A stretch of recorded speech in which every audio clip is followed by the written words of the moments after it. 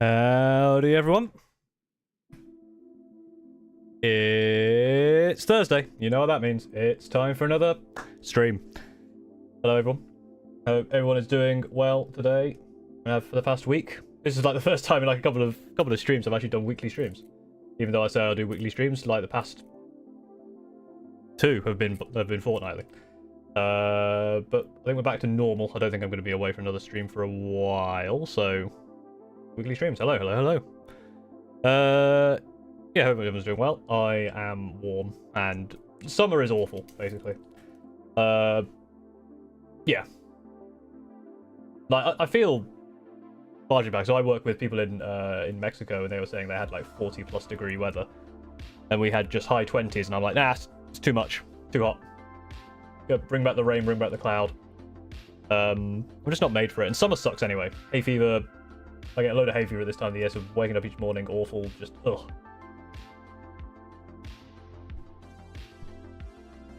But yeah.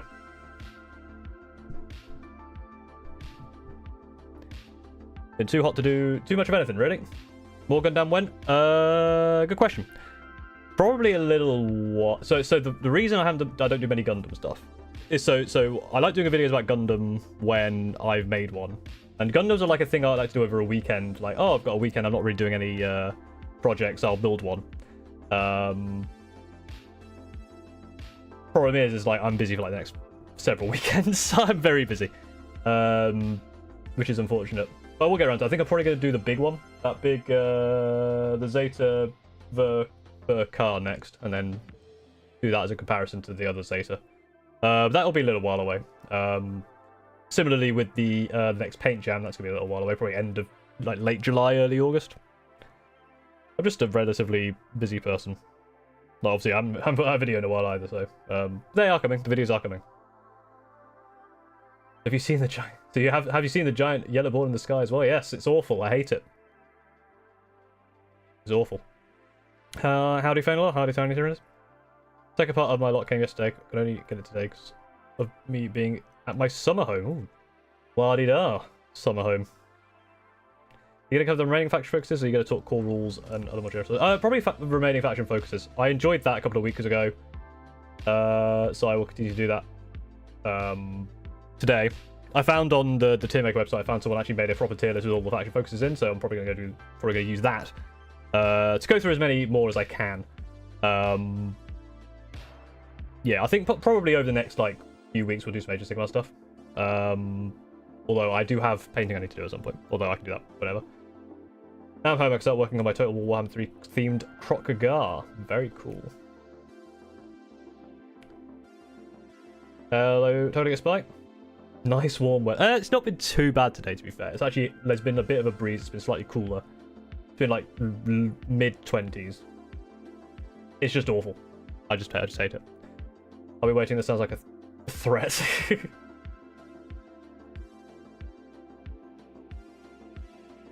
Oof, USA. Couldn't be me. Yeah, like the weather in the USA is also pretty naff. In terms of like, you have all the weather in the USA because it's so bloody big. Yeah, the UK is just not well handled for heat, and yeah, it's crazy like being into Warhammer. Because people go, oh, you know, it's too cold to get out there and like undercoat with a spray. You know, it's too cold, it's too wet, it's too windy, it's raining. As soon as it gets nice, it's too hot. Don't want to go outside. Awful. There's actually no middle ground to do hobbying because it's either too hot or too cold. Basically, Brits just like to complain, as do I. I love to complain about the weather. It's like a national pastime. So I will continue to do so. Could you do a stupid guide to playing Age of Sigmar 4th edition? I could do. So the problem I have with like doing those sort of tutorial things is one, I'm not very fast at making videos, so other people would have probably done a better job by the time I get around to it. Unless I do it in the style of like you know, a crap guide to D&D, a crap guide to Final Fantasy 14. Like that would be quite fun. So that kind of style. Like crap guide to X Faction, crap guide to Age of Sigmar. obviously not exactly the same tile, that's basically just stealing, but that kind of more comedic, like, tutorial. But the other problem is, it's like, I would probably get stuff wrong, because I'm not very smart. But, hey. It's a decent idea, I might give it a go. The other thing is, because I'm not cool enough as a YouTuber, I don't get anything early.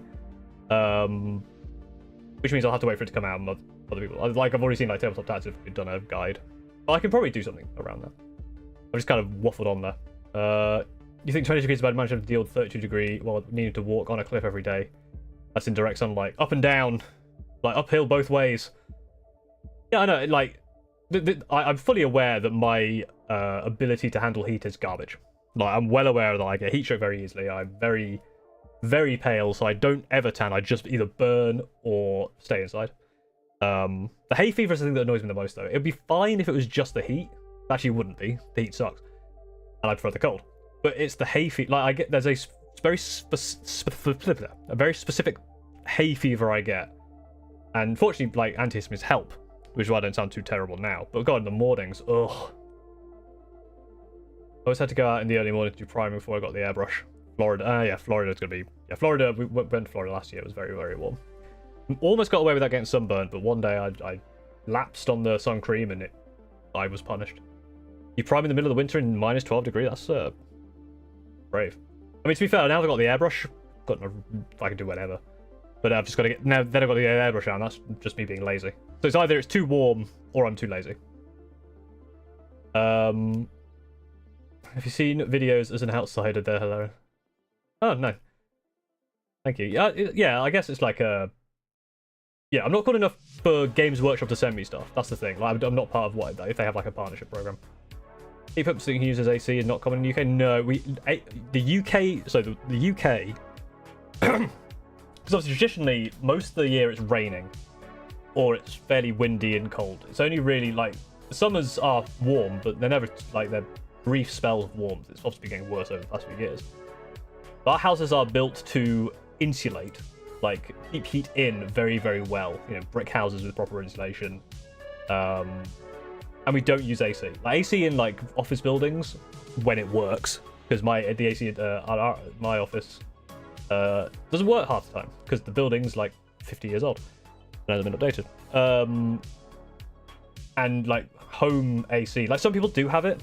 It's a lot of fans. Lots and lots of fans. Like, desk fans, standing fans. That's how we handle the heat in the UK. As soon as it gets any slightly warm.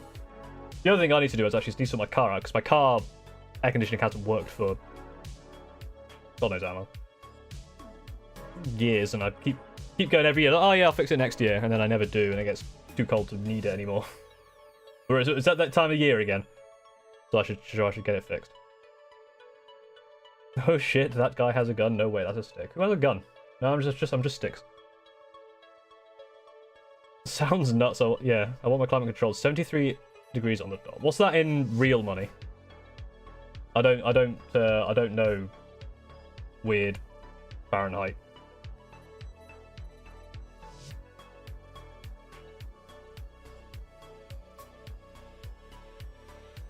Because very energy efficient, cheap to install. I'll actually look into that at some point. 22 to 23? That's warm. But I think I wanted it like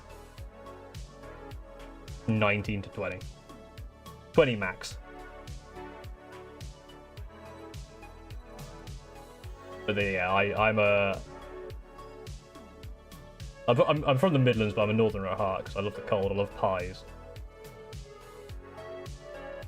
And those are really the only two things that define the North.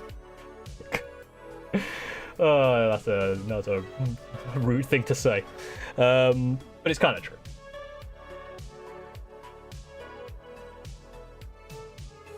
Paul has black lung. I've got black lung.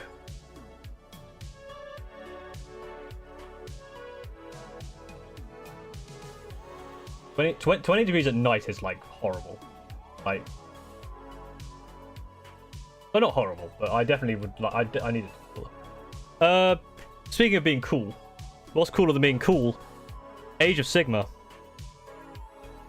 Hey, right. So this is the old so before I was doing it on Paint, if you remember, like I think it was, I guess, a while ago now, probably a month ago. Last week I did last week I did about 40k. 2 weeks ago I think it was this. -5 is warm. You see, you're getting the range here. The range of temperatures.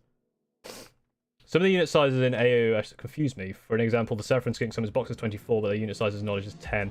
Yeah, I think that's an archaic thing. There's a few things like that. I know in like in 40k, because Plague Marines came in boxes of 7, but then they made it to have 5s and 10s. They have now changed it to be 7s as well. But there's a weird stuff like that where it's like,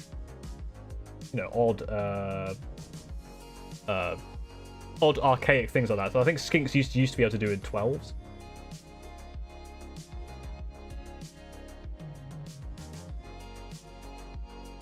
Yeah, I think I have some Skinks, I think, from way back in the day. Maybe they're 12s, I don't know. I might be wrong.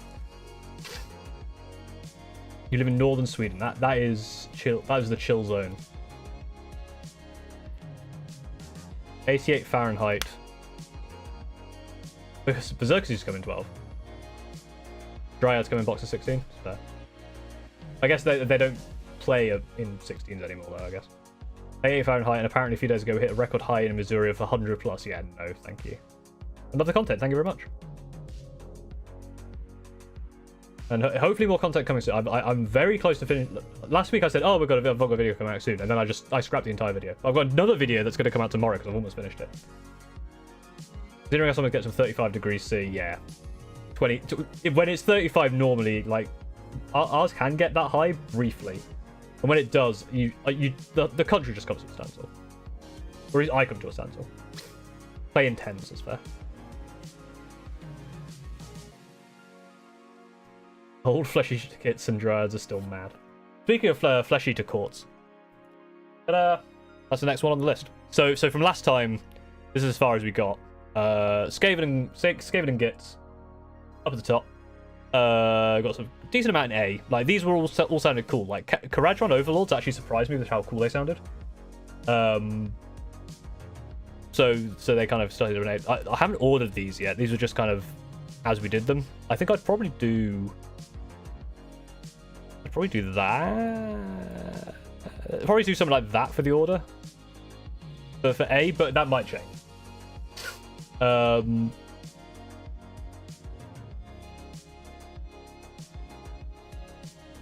American is crazy. But this is the thing, right? Like, because Sweden is used to getting snow,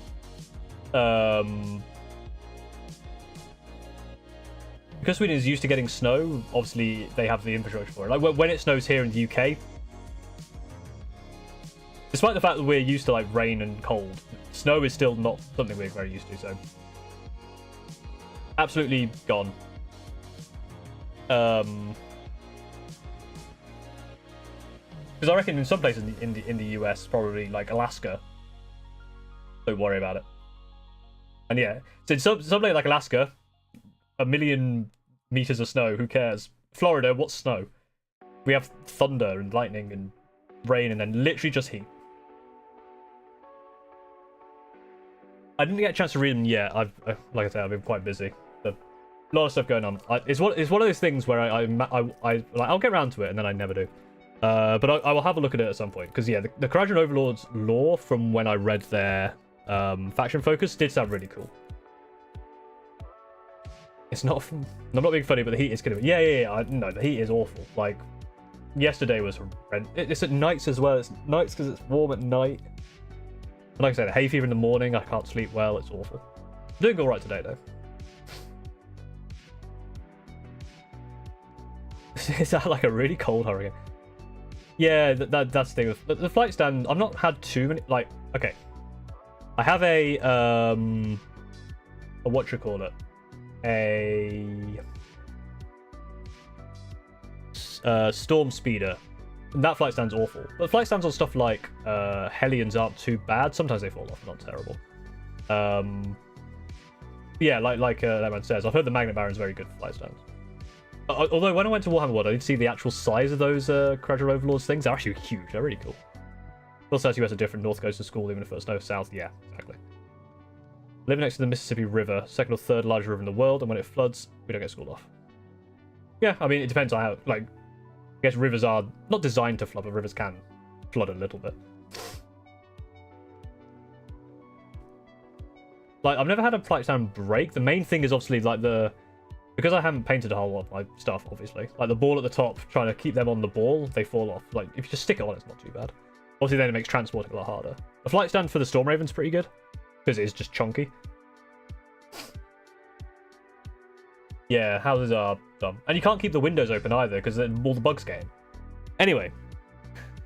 British man complains about weather. What else is new? Well, let's have a look at some stuff. That part, snap. Yeah, I guess that makes sense. Like, if you glue it, it's more like just transport and stuff. Yeah, Flesh Eater Quartz. I'll probably try and be a bit quicker. I probably won't read everything. I kind of want to get, like, the main flavor here. So, yeah. Join the Features to Gallant Knights. Summer King. The Seneschals of the Flesh Eater Quartz believe they are uttering through their enemies instead hear only the guttering howls of ensorcelled mania. But these are not chivalrous knights. They believe themselves to be Russia's sallow-skinned cannibals twisted by an ancient curse. They are hideous fiends raising banners of flayed flesh and brandishing weapons steeped in festering gore, fused with the reek of death as they pillage and devour. Their delusion stems from their liege, Ossiarch, the Mortarch of Delusion. At his behest, they assemble in royal courts, ruled by abhorrent, bestial vampires who spread the Lord's madness. Rule their fiefdoms with unique brutality and might be called to crusade and twisted mirror of true chivalry. Those that are affected by the curse see them for what they truly are, however. Roving hordes of hunched animals draped in gore and viscera. That's cool. I never realised that. That is cool. I got back into AOS with my 2-year project of Torts Khaine. Nice. I got a bunch of Torts Khaine models, but mostly because of Drukhari. I didn't realise that's a very cool. I like this model. I know this is a fairly new model. That's a cool thing that they think they're like being chivalrous or whatever. Which one of the Montauk Delusions, one of Nagash's 5 most prominent lieutenants. Some consider him the most powerful of them all. Once the most noble of all the Montaukes, he fell victim to this terrible curse. Some claim, however, he has always been an abomination. They were counted as simply rejection of his terrible delusion. Taking umbrage with his new attitude, Nagash imprisoned him in the Shroud Cage, an oubliette from which he eventually escaped to spread his blood-born curse. This gave rise to the first of the Carrion Kingdoms, which vampires who tasted his blood joined him in the curse. Came Loki for his manning deceptions. They preside over rotting husks of strongholds long since abandoned. The ultimate tragedy is that these really were once humans and now succumb to the curse. As their bodies atrophy, so do their souls and minds. The shared insanity of the Flesh Eater Cults provides a kind of solace. Entire Flesh Eater Cults have a contagious madness that makes them think they are all noble. That is cool. I like that. Like, some of the new models were cool. Like, we've got like that guy is fun. But like these guys are okay, model-wise anyway. Shared delusion so powerful, the heroes of the royal court prove them worthy by performing noble deeds, injuring foes, casting spells, or invoking miracles, with which they inspire their underlings. This manifests a feeding frenzy. Okay, so it's one of these. Oh no, it's not. It's different. Okay, so for each Flesh Eater Court hero. Oh, sorry. Each friendly Flesh Eater Court hero starts about with 0 noble deeds and can have a maximum of 6. Each time a hero uses a fight ability, and if there is a roll, give that hero a number of noble deed points equal to the number of damage points inflicted by the ability. Not count attacks made with companions. Each time a Flesh Eater Court uses hero ability, 1 noble deed point, and each time you cast a spell, you get 1 noble deed point for doing a prayer, 1 for doing a spell, and X for the amount of damage you do. Cool. Add 1 to the attack characteristics of melee weapons, including companion weapons, for friendly Flesh Eater Courts that are wholly within 12 inches of friendly heroes that have 6 noble deed points. Pick a friendly courtier hero that has 1 or more points. Spend either 1 or 2. If you spend 1, return a slain model to a friendly serfs unit. Then 2, return 1 slain model to a friendly knights unit. Okay, so you got this is just passively. If you manage to get a hero with 6 noble deed points, you get 1 attack characteristics. You can spend them in your movement phase. And I guess you can do this multiple times. It didn't say. I don't know. It doesn't say like multiple here. I can't remember the keywords. Pick a friend who has 6 noble deed points. Then pick a friendly serfs or knight unit that's been destroyed. Spend all of them. Okay, so this is how you can get half a unit back by spending 6. So I guess what you'd have is you'd have a hero with 6. You'd go into battle with them, get the +1 attacks. Then if something dies, you spend them there to get them back, and then you can do it again. And once per turn in your hero phase, pick any number of friendly abhorrents, and they heal. Okay.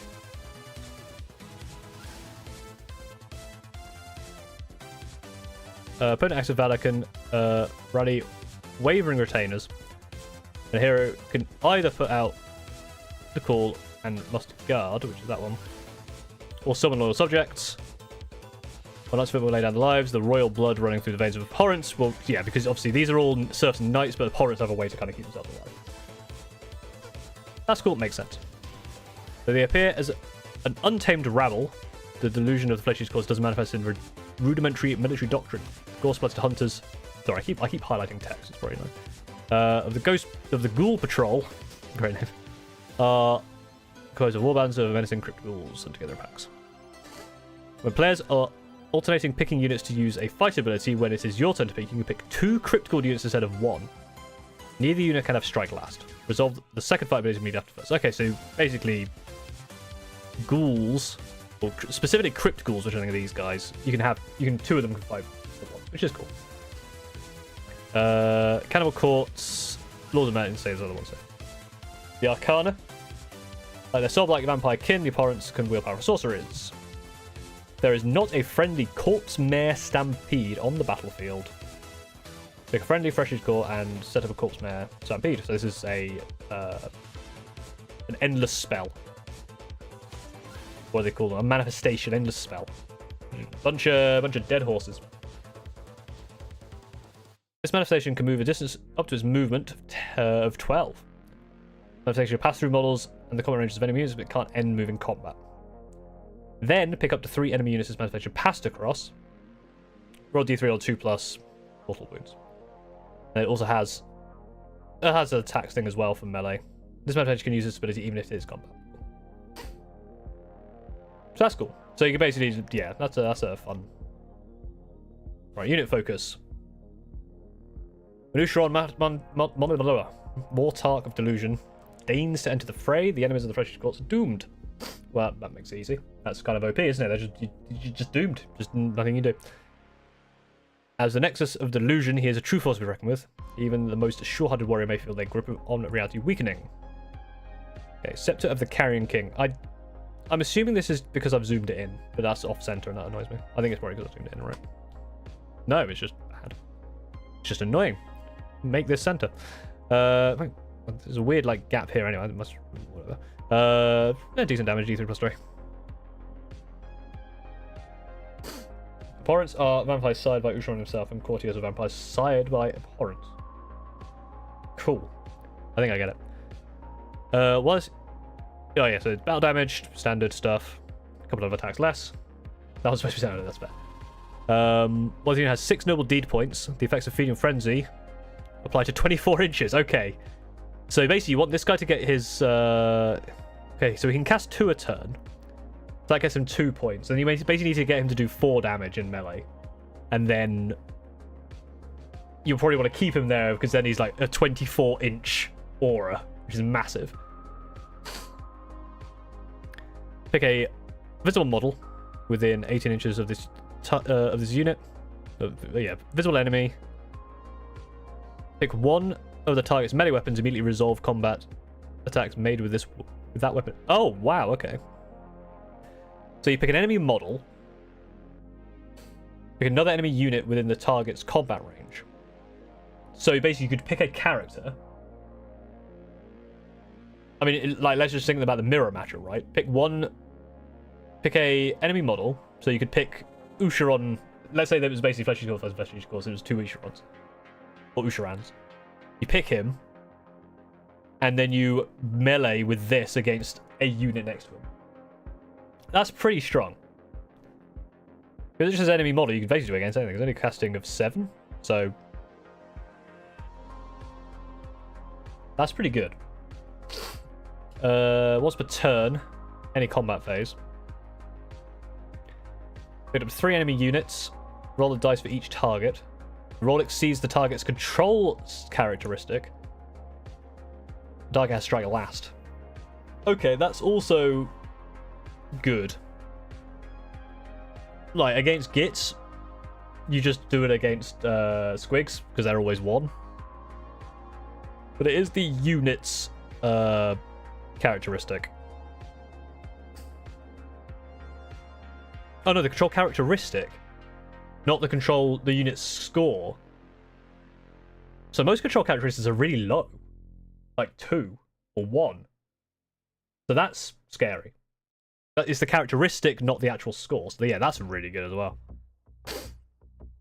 And then pick one of the following effects to apply until the start of your next turn.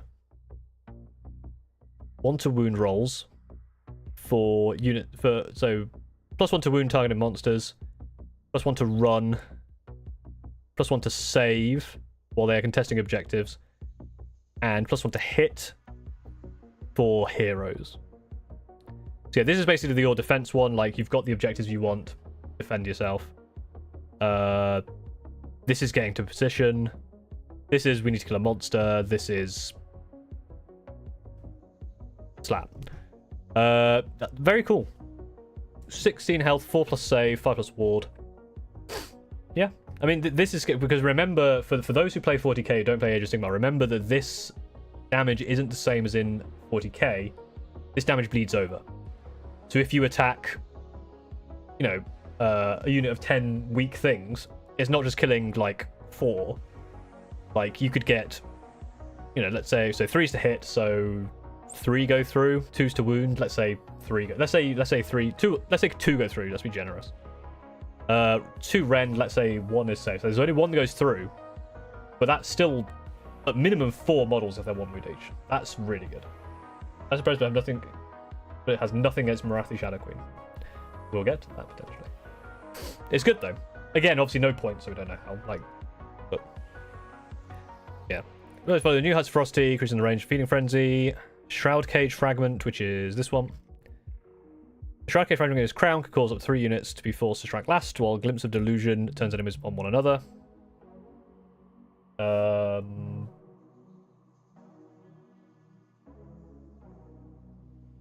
And a percentage of delusion, he can warp delusions his followers have captured him, making them believe they are proud monsters. Flavorful and cool. When the somber paladin is wrapped up in affairs of the court, and cannot spread his message on the battlefields, he sends Marrow Scroll heralds in his stead. The vile ghouls carry with them bones filled with infected marrow. Delightful. Which they view as sacred objects. Cool model. I quite like that model. That's kind of cool. Like the weird, like, 2-headed bone scythe. Hey, look, it's called bone scythe. There we go. Right. Once per turn, any charge phase, pick an enemy unit in combat with this unit. Roll a dice. On a 3+, pick one of the following effects. This is during the charge phase. Oh, so you can do it either after you've charged or after the enemy is charged, or I guess just if you're in combat with something.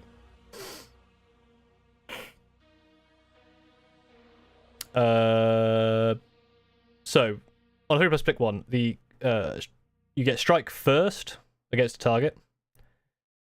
The target has the infected keyword. Each time your opponent declares a spell ability or prayer ability on an infected unit, roll a dice on a 5+. They declare a command. That command has no effect. The command still counts as being used. If they declare a spell, the spell fails. Okay, so you got this, like, thing that help block stuff. Yeah, I've just finished the Elden Ring DLC, spoiler free. It's fun and hard, lots of lore and new fun goodies. Final boss is hard and oddly easy without using NPC help. Sorry, I haven't really wanted to actually look into the DLC yet. I enjoyed Elden Ring, it was okay, but I don't really know how much I've barely played AOS, but Wrathi seems like a ton and they slap. Well, that's true. This guy seems like he slaps as well, though. Also, I'm laughing at Britain complaining about temperature. Yeah, we had this conversation. Brits aren't made for the hot weather. Our houses aren't made for it. I prefer the rain. I prefer the wind. I'm an autumn person. I was born in autumn. Autumn's great. Like October, best month, like by far. Summer, hot garbage. Get out of my sight. Yeah, imagine with Final Fantasy 14. Yeah, I've got a few friends who play Final Fantasy 14. I've tried Final Fantasy 14 before. I had many problems with it. Like it was okay, but there's a lot of problems with it. I'm a World of Warcraft player, so. But also, even if I was a World of Warcraft player, there's some things about that game that I just don't like.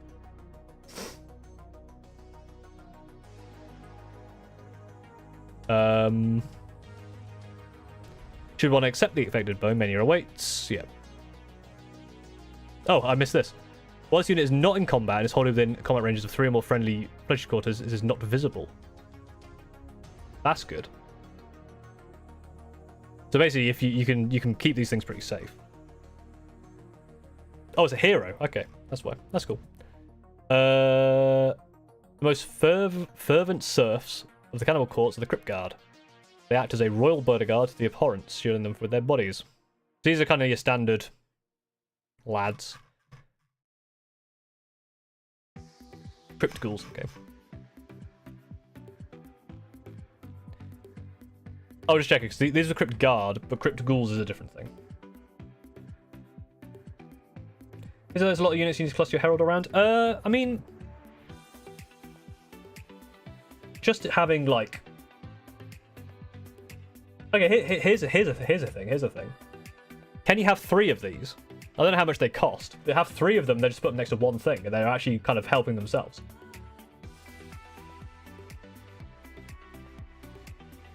Would that be useful? No, but it's possible. Again, it really depends, right? Because once this thing's like, because you kind of want things to be fairly close in combat for stuff like this, like within 12 inches. And as long as it is wholly within the combat range of 3. So it doesn't have to be wholly within the combat range of the entire unit, right? So I could see it being pretty good. Armory of Madness is steeped in... Oh, I didn't read this. If any damage points inflicted by attacks made as part of the fight ability are allocated to enemy units, those enemy units cannot use commands until the start of the next turn. That's good. Reaction, you declared a fight ability for this unit. Okay. And passive, well, friendly Flesh's Core heroes are wholly within unit. Both this unit and these heroes have a ward of 5. They currently have a ward of 6. So they are pretty good. And 3 attacks each. Only 1 health, and obviously a 6-up save, so probably dying pretty quick, but get pretty good.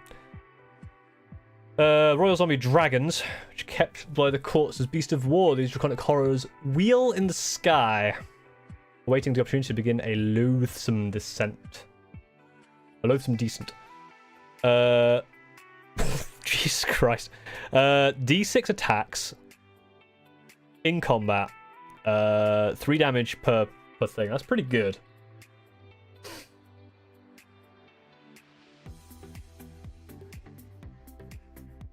There's no rule 3 in Age of Sigmar. You can take as much of anything as you want, but you probably wouldn't want to. You can't stack infections. That's fair. Standard Tyrannic Claws. Pick a unit. Pick this unit if it's not been deployed. You can basically a deep strike. And if it's high above, you can deep strike it. Okay. I do feel like I do like this, like, oh, it's high above the battlefield and all this stuff. I do feel like Age of Sigmar could have just used a deep strike like keyword, and it would have simplified a lot. Like, just because they're all basically the same. Obviously, some of them are slightly different, but like they're basically all deep strike, and they're all obviously all different names because obviously some of them are like part of the like, oh, you set them up in like gnaw holes and stuff like that. So some of them are slightly different, but I do feel like I don't know, that this is a lot of data card real estate to take up for this is deep strike, but this is because I'm coming from 40k where that's a keyword. The unit charged, roll a 3+. On a 3+, that unit can move 2d6 inches. can pass through the combat ranges of enemy units, but must end that move in combat. Pick an enemy unit that was passed through. Interesting. That's basically, if you charge, you can actually go much further. Don't really do that in 5th, and you won't disagree. Yeah, I feel like they've done a lot of stuff to obviously. I feel like they didn't do it because then it would literally just be like, oh, so that's just 40k. And I think there are certain situations where being like high above the battlefield or in the Norhold or wherever does have some slightly different mechanics. But a lot of the time it could just be deep strike. Jimbo, very cool. All right, so what's your thing? You got this lad, these 3 boys, this big lad, and these boys. Yeah, I mean dragon. I mean 14 health, 12-inch move. It can basically kind of double move in. Yeah, it's the Magnus Squig. They can adjust different war scrolls, deep strike.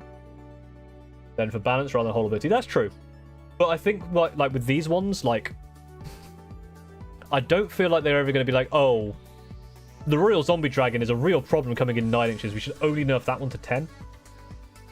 But there are other ones. I think the Kharadron Overlords one obviously uses a similar wording, but they use that in a lot more ways.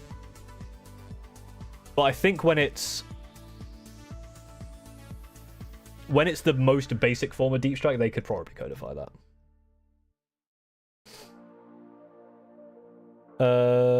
I won't look too deep here. I just want to have a look at the because these are just the same. Morbeg Knights. These are these guys, I guess. Cool. Next is Fyreslayers. I hate how it opens a new tab every time, but I think Flesh Eater Courts. I think I prefer them to Night Haunt. I might prefer them to Disciples of Tzeentch as well. I think they go there.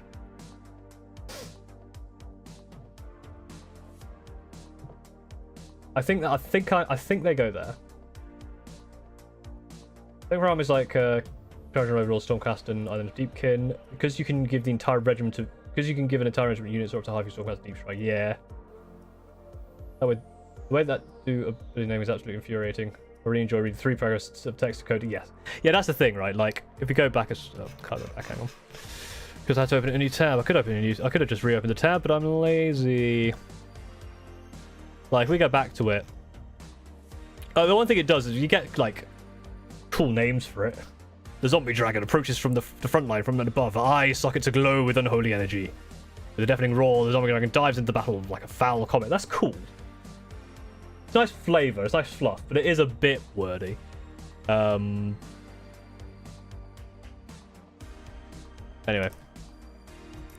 Yeah, I think mid A tier. I think that the fact that they believe themselves to be like nobles is a really cool idea. I like it a lot.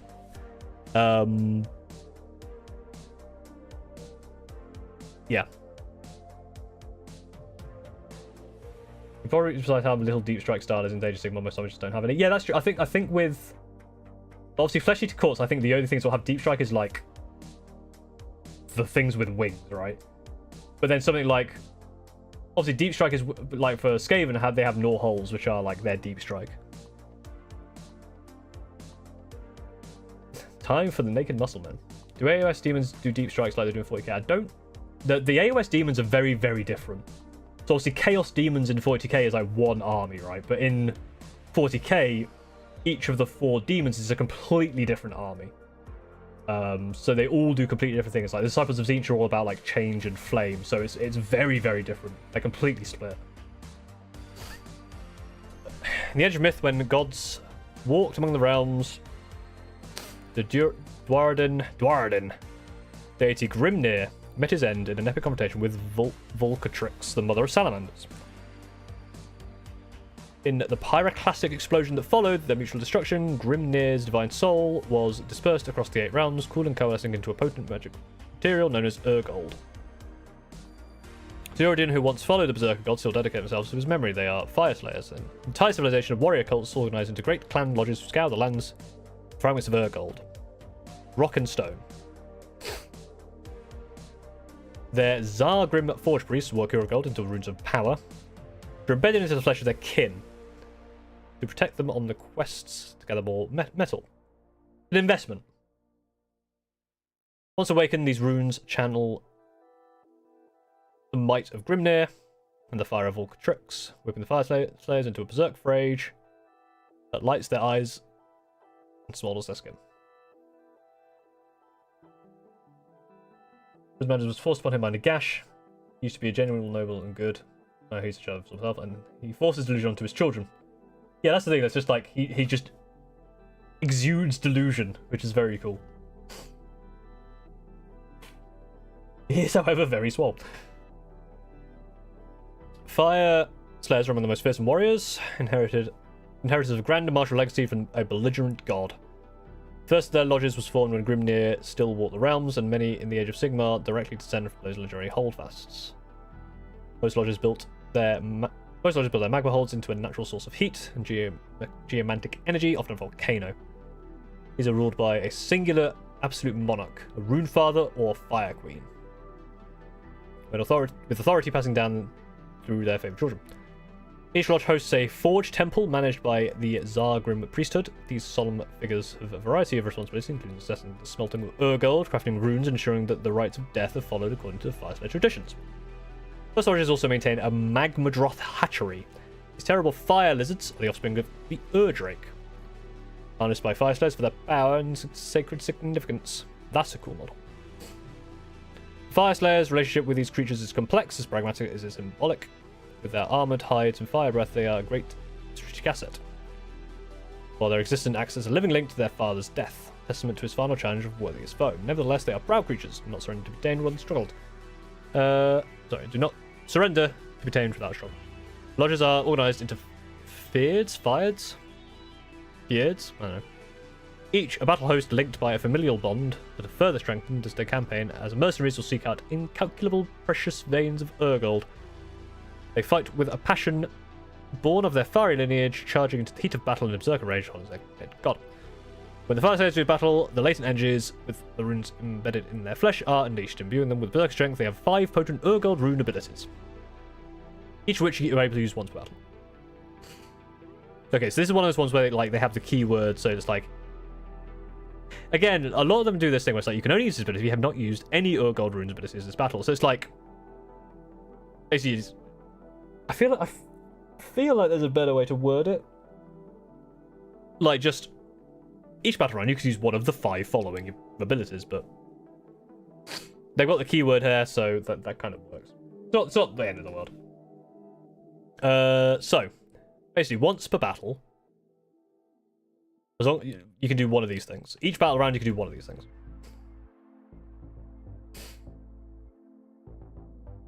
For the rest of the battle round, you have strikes first. They are in combat with an enemy unit that charged in the same turn. This is a if you get charged, you strike first. So basically, when this gets activated, you don't want to be the one that charges, essentially.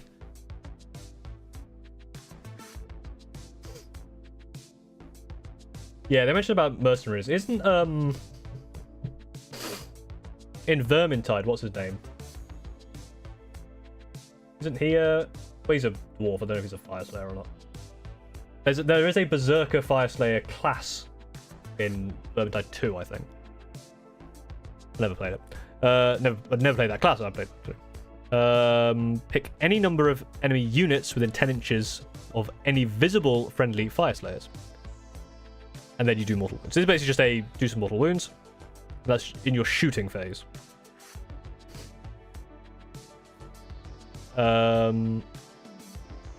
What's about you get 5 at ward? Fine. It's just more defense. Friendly fire says you can so basically this one is advance and charge, get into your face. This one is if the enemy wants to get to your face, you can still hit them first. There's clear option of dwarves, but he's a Fyreslayer. Because Vermintide takes place in the world of Warhammer fans. True, yeah, it's before the end times, isn't it? Or is it? Because the first one is like about end times, right? I don't know. One has a Slayer subclass, Fyreslayers already anyways. Gotcha. And then this one, you have Crit Mortal. The rest of that run. So yeah, basically, charge in, fight them to death, stop them from charging at you, shoot at them, and if they do manage to get into your face, get some defense. Why do they need this stuff? So they mentioned it somewhere. So Urgold, they want to put it together. Yeah, they mentioned here about the Urgold fee. Basically, for money. They want to amass enough to free Grimnir's trapped spirit. So the Urgold is the like Grimnir's spirit scattered around the world, all the 8 realms, and they want to gather enough of it so they can free the trapped spirit. But they use some of it to reinvest into getting more by putting it into into runes and stuff.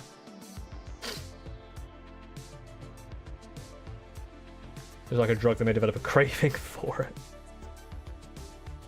There's a whole Gotrek audio drama with Brian Blessed explaining the difference. Brian Blessed, that's there.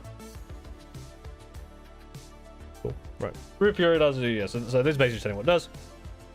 While each launch has its own favourite tactics, each feared can specialise in a variety of warrior ways. A warrior kin and assembles Berserk Kindred.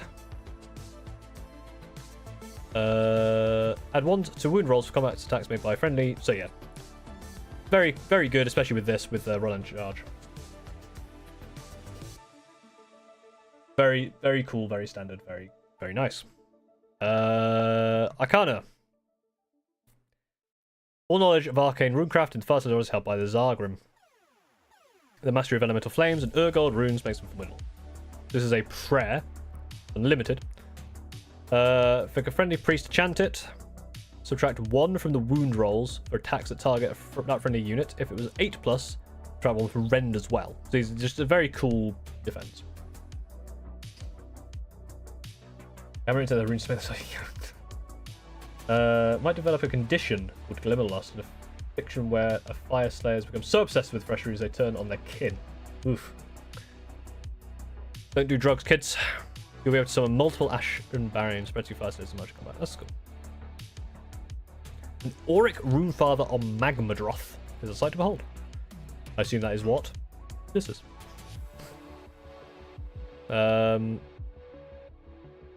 Anti-infantry, just a breath, I guess. Latchkey Great Axe, and a couple of things from the companion.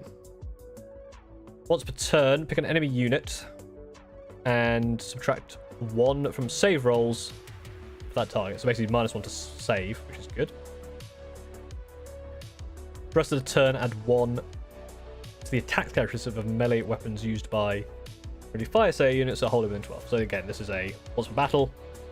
This is once per turn, this is once per battle. And passively, you can make an unmodified save roll of 1 for a combat attack that targets this unit. Inflict a mortal wound on the attacking ability after the fight ability is built.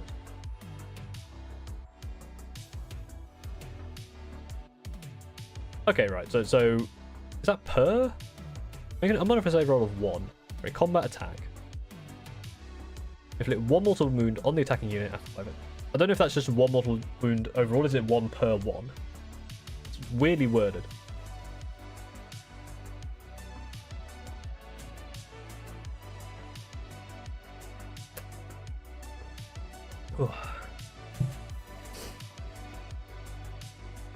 Because it say like inflict 1 mortal damage for each one or something, which would have been nice.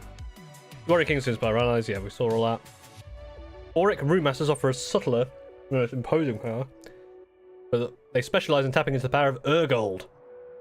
Each one of the High Priests of the Zargrim, the ability to chant 2 prayers per turn. Yeah, Priest 2, each time a prayer is chanted, the unit gains a Magmic Power token. Passive with no restrictions of 1 per 1.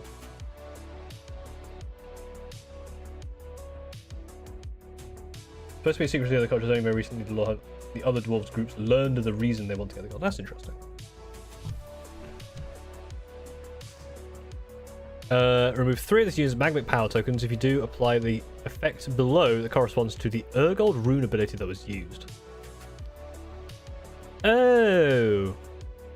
So you declare an Urgold rune ability, so that's your like army-wide rule. And if you have 3 tokens, you can either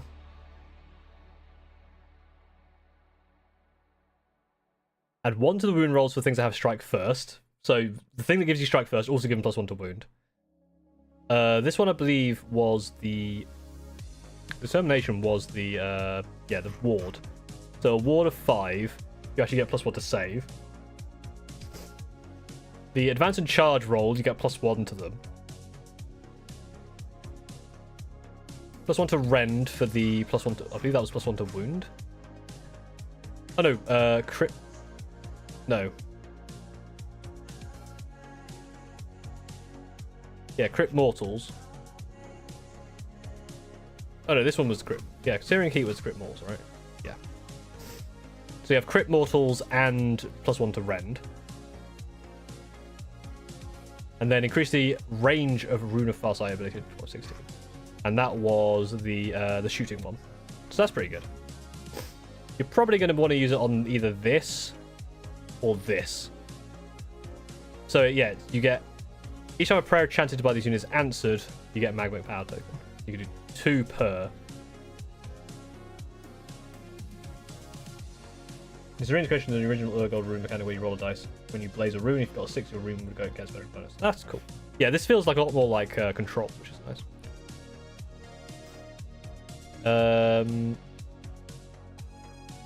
Yeah, you can do it any time. As long as you have 3 magmatic power tokens, you can do it any time you do a gold rune ability. All Fyreslayers are mighty fighters. You can hold a candle to Hearthguard Berserkers. The elite bodyguard to protect the magma holes of the royal family. A responsibility is illusion to death, granting a ward 5+. Well, any Fyreslayer infantry heroes are holding within this unit, they both get 5+. Oh, no clothes, sure. Kind of old, that definitely looks like an old model. And while this unit is within combat range of any damaged friendly heroes, add 1 to the attack characteristic. There's a 2 damage weapon. Pretty good. Those who wield 2-handed berserker broad axes can handily split a rampaging ogre in twain. And if some villain manages to wound their charge, fires of vengeance will burn hot. Thargrim don't restrict themselves to simply bolstering and protecting their allies. Times particular die, they can summon a molten Idoneth. This is a manifestation. Pick an enemy unit that has any damage points allocated to it. The manifestations by this manifestation.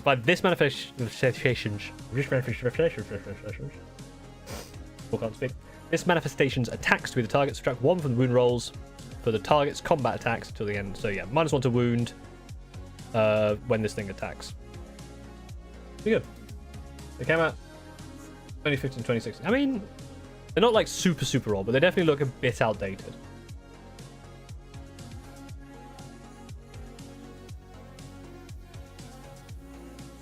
Less clothing gives a better armor save. I mean, their armor save's garbage. They just have a ward. Nice. I think that's a cool looking model. Yeah, very standard looking spearhead. Not any monster or any infantry, just a lot of mounted.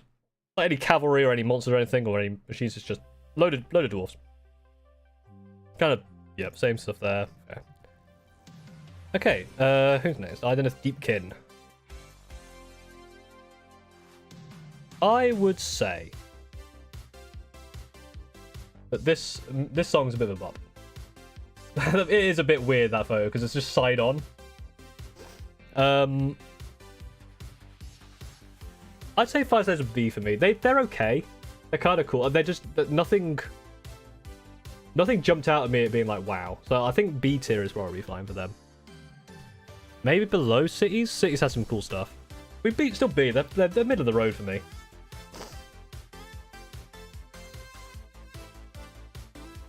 Fyreslayers have 1 monster. Everything else is infantry. Yeah. they're not like the thing is like the problem with Fyreslayers is that Kharadron Overlords are there, and I think I prefer them if I was going to get a dwarf army. What about Prayer of Ash got the limited attack? Yeah, my issue is kind of like I don't remember the prayer mechanics that well. It's kind of cool, but I definitely think they're okay. Anyway, Idoneth Deepkin. These guys are weird. People that have turned this turtle into a what you call it, a Tantalus, which looks really cool. I think B is honestly a bit generous, especially with the sameness of their range. Yeah, like the range. Like for me, the reason they're B is because some of their rules are pretty cool. Ogormore tribes just look kind of not brilliant. Like they were okay. Fyreslayers had something cool for them. Their lore is kind of cool.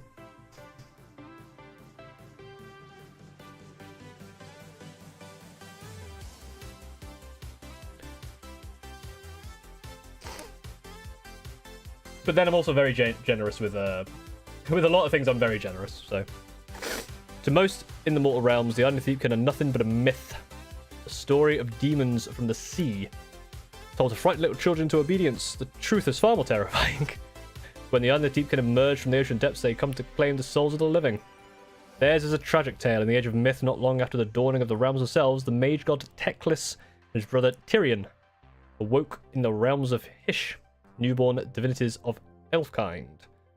Together with the other elven gods, they hatched a plan to avenge themselves on Slash, the gluttonous chaos god who hungered most strongly for elven souls, because they're delicious.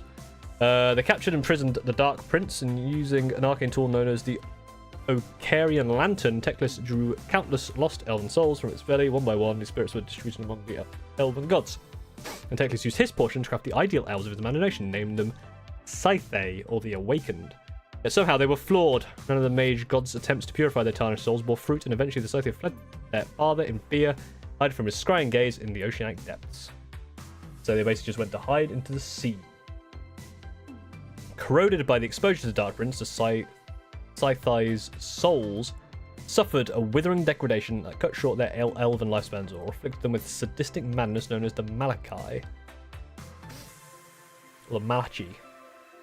Malachi? I don't know, Malachi? In a bid to master this sickness, they developed methods of soul transfusion to keep it at bay. Though this requires a regular harvest of fresh souls, gathered during lightning raids on land dwellers. The enclaves name themselves the Idoneth, meaning extreme seclusion or desperate measures. Yeah, they're kind of Drukhari-ish, I guess. Drukhari kind of have to do the whole murder, death, kill stuff. Scythe, okay. As the realms fell into the grips of chaos, the reclusive Idoneth were forced to take part in the war. Though they often fight alongside Durin and elven and human allies, the Idoneth can make fearsome but extremely fickle allies, as the primary goal is always survival of their own kind. Fair.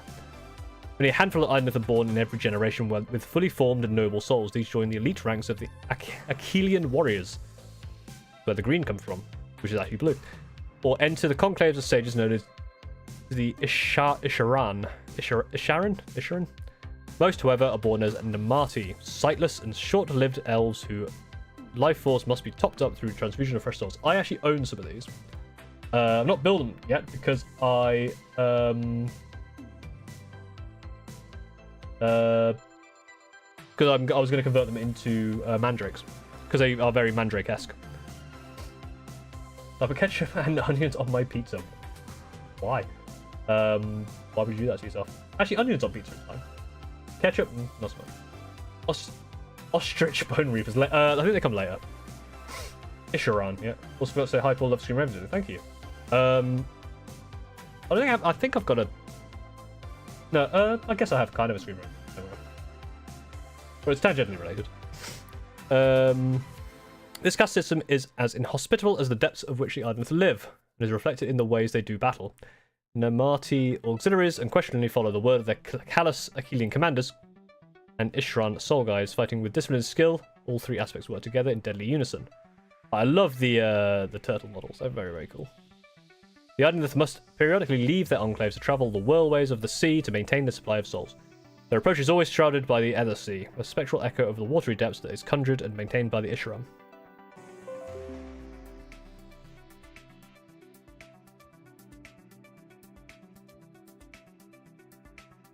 Well, that was rude.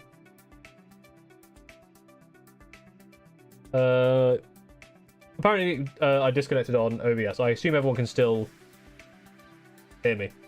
We all good? Everything good? I think we're good. Okay. I don't know if we missed anything there. It might have cut a bit, but yeah. Right, as Raiders of the Deep, the Idoneth strike deep into the battlefield under the cover of their oceanic magic, exploiting their hit-and-run talents as ether sea voyagers. You can deploy an entire regiment seeming out of nowhere. Okay. Pick a friendly regiment led by an Idoneth Deepkin hero. No units. Deep strike. So this is, I think, what you were talking about earlier. I think Electman, where in this situation, I don't know if I've reclicked on Twitch, but maybe I have. In this situation here, it's not like it's not this unit has deep strike. It's this entire regiment has deep strike. But again, it could have just been pick a friendly regiment led by an Idoneth Deepkin hero. That regiment has deep strike or something, but it's fine.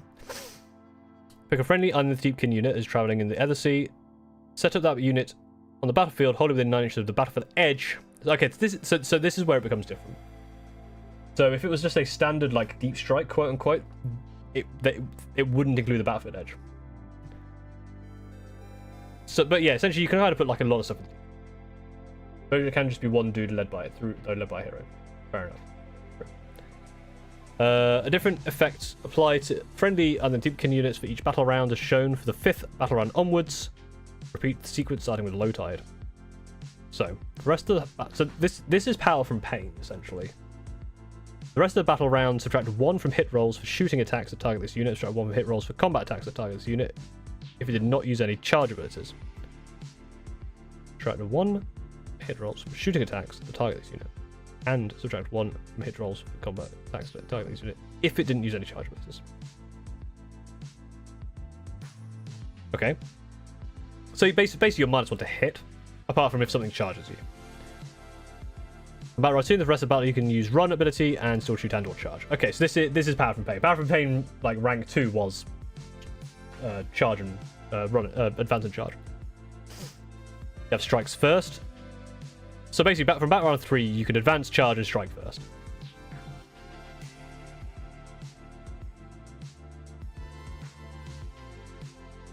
And then round 4, for the rest of the battle, you can use retreat, shoot, and charge. In addition, for the rest of the battle round, no mortal damage is inflicted by this unit on retreat. So yeah, basically you're protected going in. You can advance and charge. You probably want to advance and charge round 3, right? And not they are sorry, battle round. Sorry, they're not. I read battle. I'll tell you why I read it battle here is because I read it here because I was thinking power from pain. And because it was on a different line, I just read battle and skipped it. Okay, so battle round 1, you have you're harder to hit. Battle round 2, you get run and charge. Battle round 3, you have strikes first. So yeah, round 2, you want to be using advance and charge to get into combat. And then stick around in combat for round 3 because you got strike first.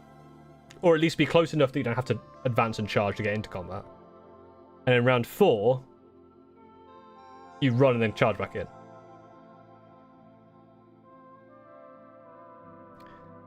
While these elusive elves do attack, but when these elusive elves do attack, they mimic the destructive ebb and flow of the tides of death.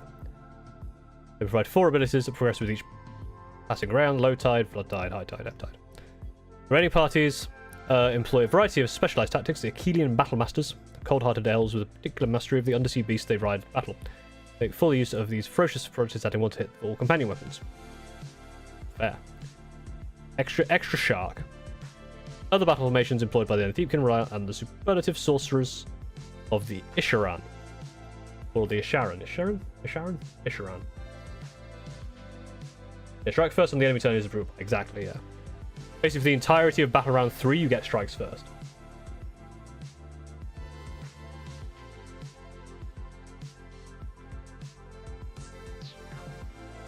These Arcanis,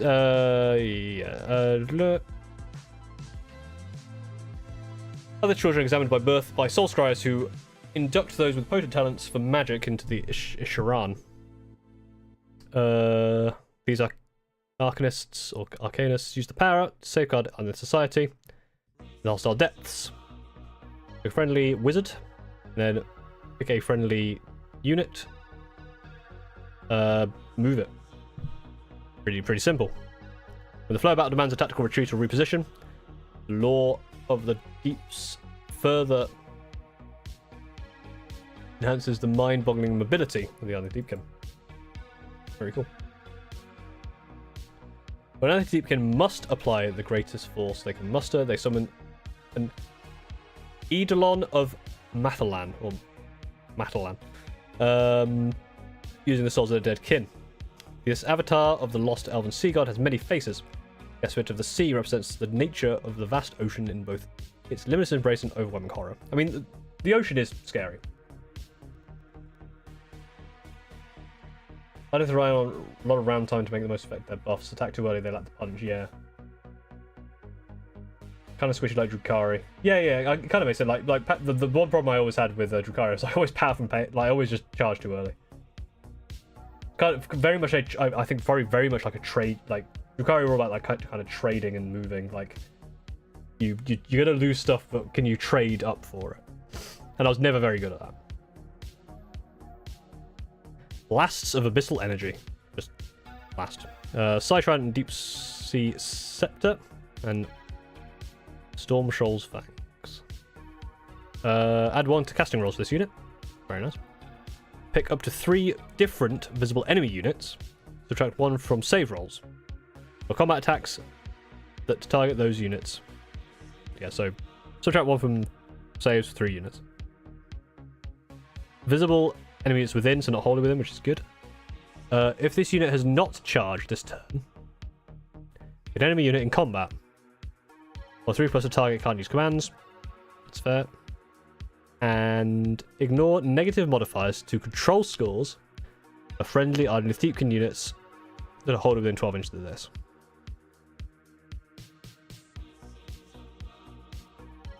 Makes sense. Eidolon. I'd probably pronounce it Eidolon, like a pterodon or something, but I don't know. I'm not a wizard or a ocean. Isharan Tidecasters accompany Idoneth armies for war, or as masters of the Ether Sea, they bend the oceanic might. Oh, good staff bomb. This is very much like a 4 staff. And then they got a little shark friend. That's fun. Make an Isharan ritual roll of d6.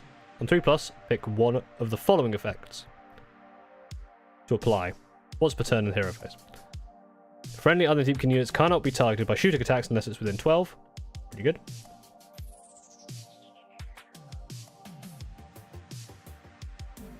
Now this is just across the whole army, I guess. Add 1 to run rolls and charge rolls. That's good for your advance and charge turn.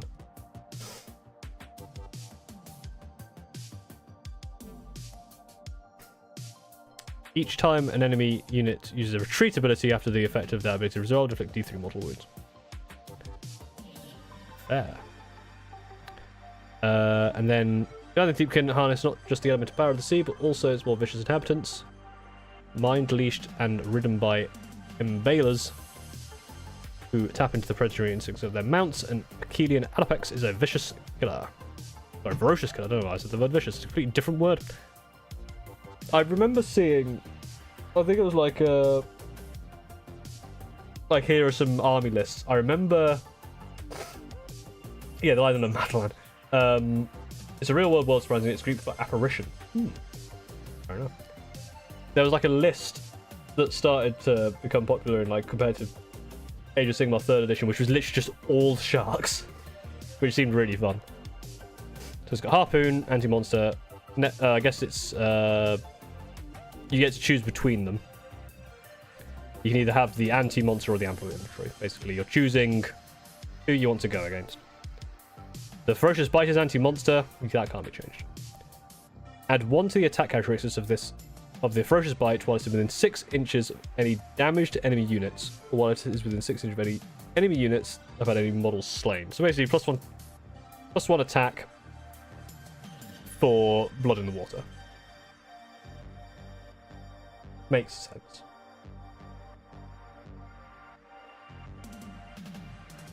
Got it. Sorry, I keep rubbing my eyes because the it's starting to get to that time. That time of the evening where the antihistamine starts to run out. I'll try and hold on. Pick an enemy monster or cavalry unit that had any damage points allocated to it by this unit's shooting attack on a 3+ until the start of your next turn. Subtract 1 from the number of dice rolled when making charge rolls for the target. You see, right.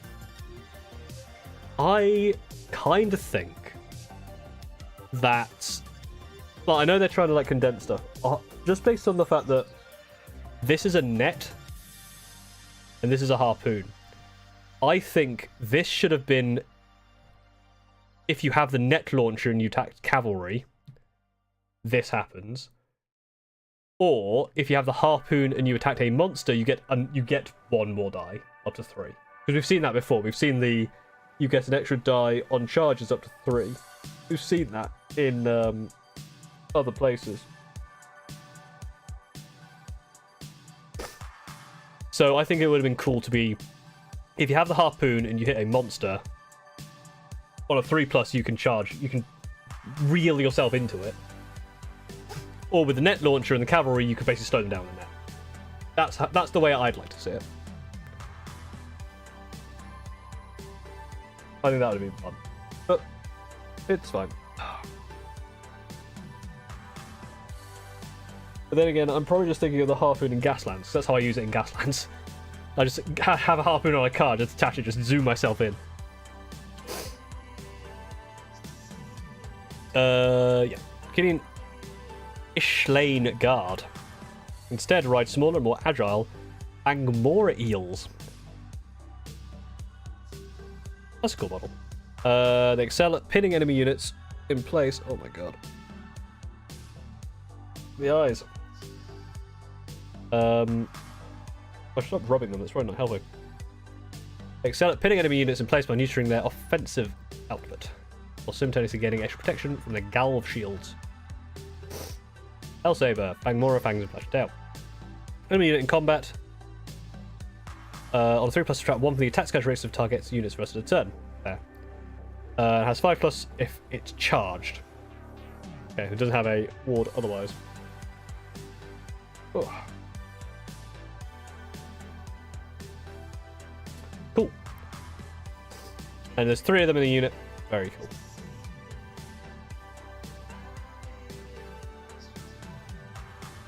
What does the... Okay, so the actual... The spearhead looks cool. You got... In fact, I shouldn't think about this. I only need these 5 models to have the spearhead. And I like the shark models and I like the eel models. So I just need to get that and this. I could have an Idoneth thing. Whether I should or not, that's a completely different question. Probably not.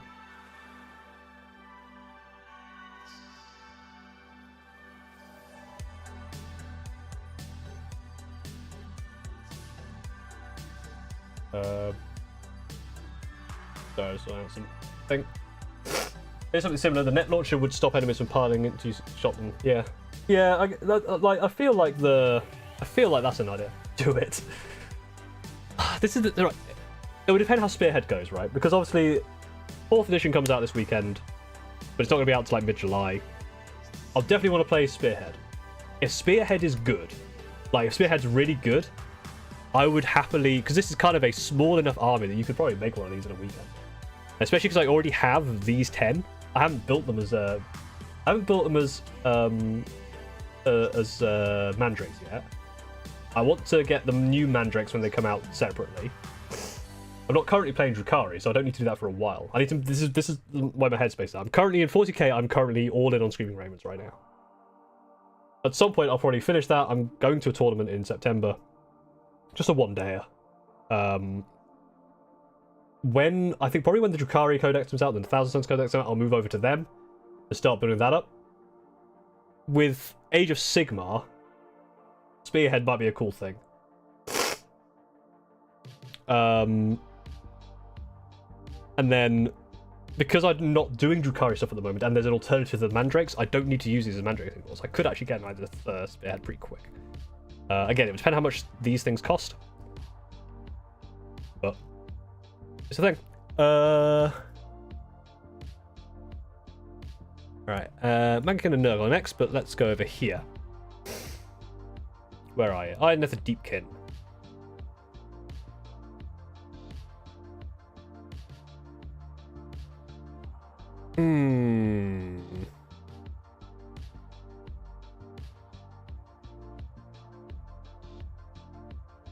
I'm actually going to do a thing here. So the reason I like tier lists is because you get to do this. Like, this is the best thing about tier lists is, one, you don't have to come up with like an arbitrary number system. You can kind of divide it how you like. But when you come to like ordering it within a tier, you can basically do this. Would I rather play Kharadron Overlords or Stormcast? I'd rather play Kharadron. Would I rather play Stormcast or Flesh Eater Courts? I'd probably rather play Stormcast. That's a question. Yes, I think I'd rather play Stormcast over Flesh Eater. Yes. These two are very, very close. Idoneth Deepkin.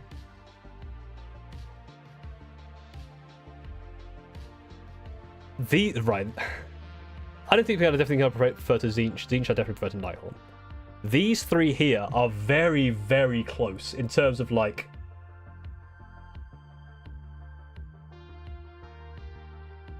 how much I think. Now think about this in terms of like in terms of Spearhead. I think it's this, maybe even this, because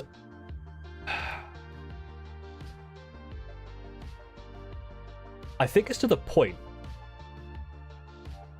where there's actually quite a gap between these and these two, where you could even do this to kind of even out the like maybe this. I think maybe Nighthaunt go down to B.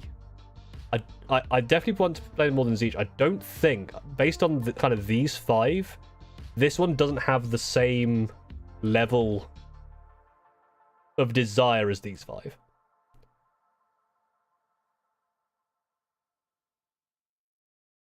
There's a possibility as we go through that this could go down to C, but I think I'm happy with the B so far. Yeah, if there's quite a gap, it's very different. But yeah, exactly. That's the thing. Like, if there's a gap between these and this, but there's also a gap between this and this, and I think the gap between these three and this, I think basically it put Tzeentch like at the bottom of A. I think anything that goes below Tzeentch goes into B, and anything that goes above Tzeentch, if there's a few things above Tzeentch, Tzeentch goes into B.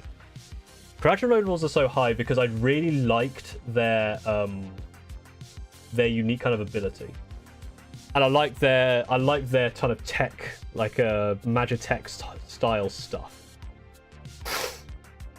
You expected the reason Idoneth Deepkin don't go that high is because of Drukhari. Because they play a lot like Drukhari, and I'm not very good at Drukhari. And I kind of already play it, I'm not like, oh, that's awesome. I really do like them. I think it's like, the Flesh Eater Courts are up because I really, really enjoyed their lore snippet. It was a really cool idea. I think what I'd probably do is I could probably do a different one for Spearhead. Like a Spearhead one would look very different. Like I don't think I'd actually want to play the Gloomspike Git Spearhead. I don't know. Yeah, so I didn't think we could have looked at their moderators. I was at Warhammer World recently, and they have like a load of stuff. The turtle is very cool. Right. Just how many more have we got to do? Because unfortunately my eyes are falling out. So I reckon we can do, because we did this many last time, to try and get at least to let's get these 5 done here. And then we'll do these ones next week. So basically 8 a week, which is fine. I'll probably speed up a little bit just to get through them, but let's have a look. Children of Decay. Very cool picture. Everything about how grand and glorious must eventually decay. Entropy is cosmic constant, mortal realms, and it is Nurgle who embodies this perpetual truth. Characterized by a jolly temperament seemingly at odds with the filth and disease tools of his trade, Nurgle is a creature of cycles. That which rots will eventually sprout and spread new life in the form of molds, disease, and maggots. Delightful.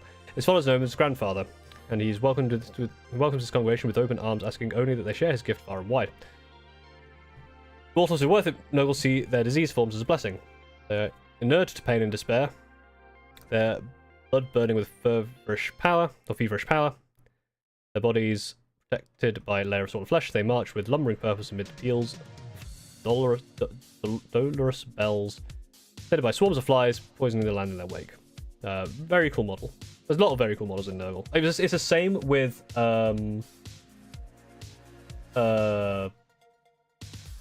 Death Guard. Very, very cool range. Very, very cohesive. The corruption thins, the walls of reality, welcome to grotesque and bloated demons alongside seeping acrid filth from the realms of chaos. The creatures carry with them portions of their loud Lord's Garden, encouraging the next stage of the great cycle of decay. Drives the nose at Maggotkin and Nurgle. Well, he's known for his mirth. It is despair that grants Nurgle his power. Ever since the first mortals succumbed to hopelessness, grandfather has plied his trade. Fear of disease and decay, made ever more potent by the teeming masses that cower in the free cities, only empower him further. Nurgle's power waxes and wanes more than any other player in the great game, matches the cycle of despair and decay that grips the realms. As long as the inevitable looms, the Fly Lord can never truly be stamped out. When people are gripped by lethal epidemics and terrible loss, often in the aftermath of great wars, his might swells. Plague God welcomes outcasts racked by disease into his throng with open arms, and turns their afflictions into blessings if only they supplicate themselves. Once they were weakened by sickness, rancid flesh sloughs off. I can't read. To be replaced by rotten resilience. His mortal forces are supernaturally tough. As a result, the likes of the future Light Kings might be slow, but they take a beating. The demonic followers, the beasts of Nurgle, most mirror their master's jovial nature. Irrepressible creatures, sickly smiles who bound into battle, encouraged by convivial great unclean ones, and surrounded by capering, fetid imps known as Nurglings. Plaguebearers have a more conventionally disposition, on the other hand, charged with counting the countless afflictions of the realm.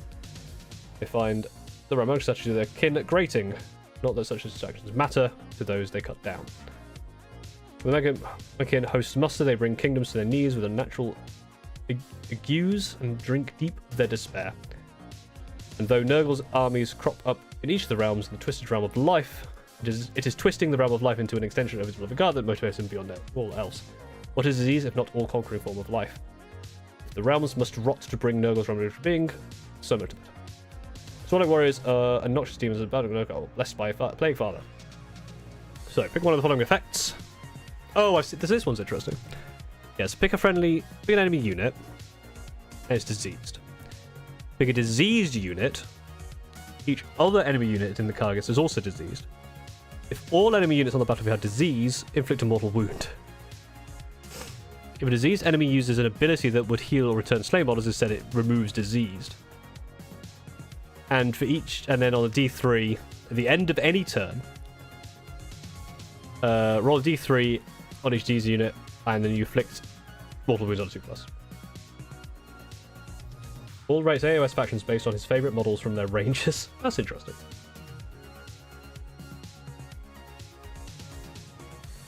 So yeah, basically, you can disease something, you can then... There's once per turn at the end of any turn.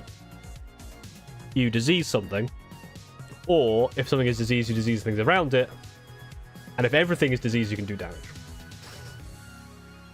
10 amount of Nurgle, it's one of the 4 things. From second battle round onwards, add 1 to the amount of mortal wounds inflicted by racked with disease. This. So that's pretty good. That's pretty scary. So basically, you're potentially doing on a 2+, on a D3 on a 2+, inflict mortal wounds equal to the roll. So you're doing 3 or 4 mortal wounds on each disease unit potentially. That is pretty scary. Ah. So sorcery, Fragment Mannequin Nurgle Wizard. You can heal 3. If it's not damaged, subtract 1 from wound rolls. That's cool.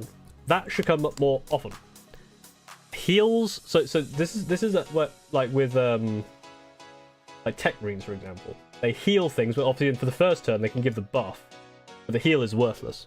So it'd be nice to have more of it. I guess this is definitely more of a Nurgle specific thing. I like that it is Nurgle specific, but it should come up more because it's a fun idea.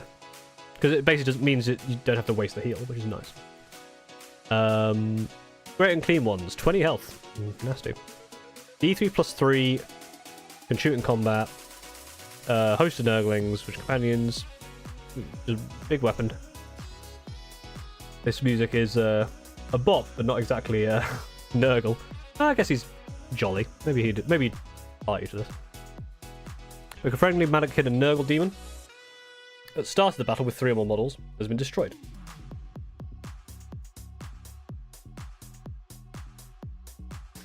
Roll a dice. Set replacement models, half the number. Only within 12 inches unit, hold more than 9 inches away from one line. Okay, so that's pretty good. Basically, you're just bringing back stuff right around them, which is pretty cool. This unit is damaged. Pick up to 3 enemy units in combat and do mortal wounds. Pretty good. And then pick a visible enemy and make them diseased. Okay, so they're pretty good. Not mind-blowing, but pretty cool. Sloppity Bile Piper, which is the best name of any character across all the game.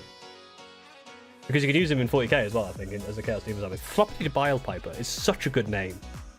And it's such a good model. It's to the point where I just kind of want this model, because it's such a fun model. Like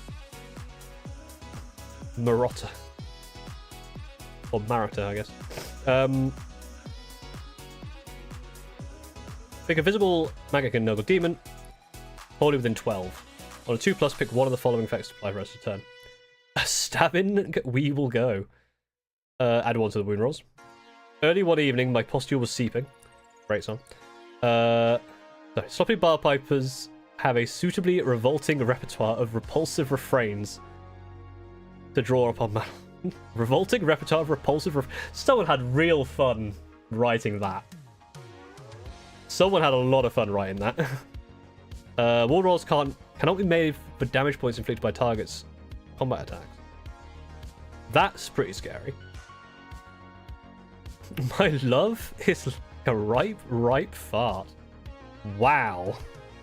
Subtract 1 from hit rolls for attacks made by enemy units target that enemy. Okay. Yeah, Softly Bar Pipe is great. Great unit. Each jaunty is a... My love is a ripe fart is the oft-requested encore. A flatulent overture that confounds those who attempt to strike back. That is a sentence and a half. That's a great sentence. While many of Nurgle's servants embody the god of decay's irrepressible joie de vivre. So, joy of life, I guess. A harbinger of decay is a stooped soothsayer. I do like that it's got the kind of the actual brown note. True. I like that they have these kind of two halves. They have like the laughing demon, haha, like mirthy, sloppy bile piper. And then they've got these kind of like like the death shroud, like the grim, like the disease reapers type stuff, like who the bell tolls type stuff. Grim Rotsword or Plague Scythe has crit mortals.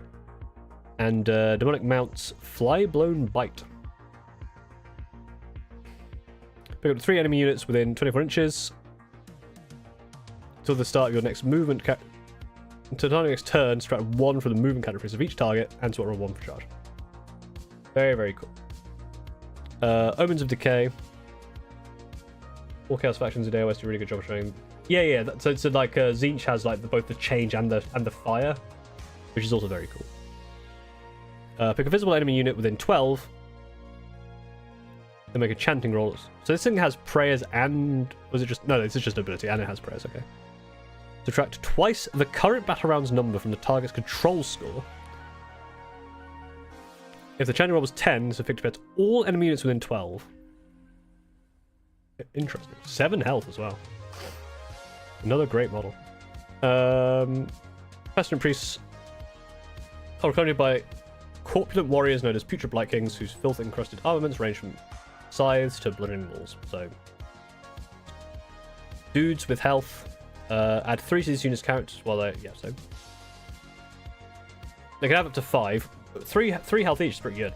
Up to 5, so that'll be 5, 6, 7, 8.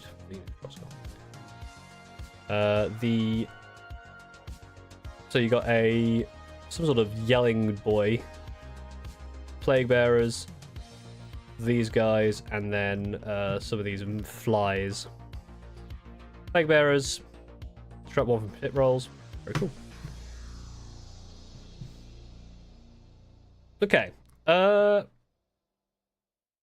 I really like. I have basically the same with Death Guard for me. In which case, of which they're going here. Maybe. Oh, it's difficult. Like, I really like their models and like their rules and stuff. I just don't think I'd ever collect an army of them because I don't know. I just feel like I know I do kind of want to put them in A. I do actually really like. I think Sloppy Bile Piper just puts him to A, but I don't think I'm that inclined to collect them. They're I think both Maggotkin and Nurgle and Death Guard are my favorite army. I don't want to. But I love seeing other people's collection of, and I love playing like against and stuff. What is it about Nurgle isn't interesting? Everything is interesting to me apart from my desire to collect them, and that's really weird. And I think the reason is it's like I don't want to paint them. What about Genius of the Cults? Genius of the Cults is an interesting one because I like their range and I like the idea of them, but I don't want to. But I feel like they're too complicated to play in some places. With Maggotkin and Nurgle and Death Guard, they seem fun to play. They've got a cool model range, but the thing is, it's like I don't want to paint them because there's a lot of like kind of like. Whilst they're very cohesive, they also get very samey. If you see what I mean. Like if you look at like the Death Guard range, and I guess it's like with Thousand Suns, obviously you're doing a lot of blue and gold.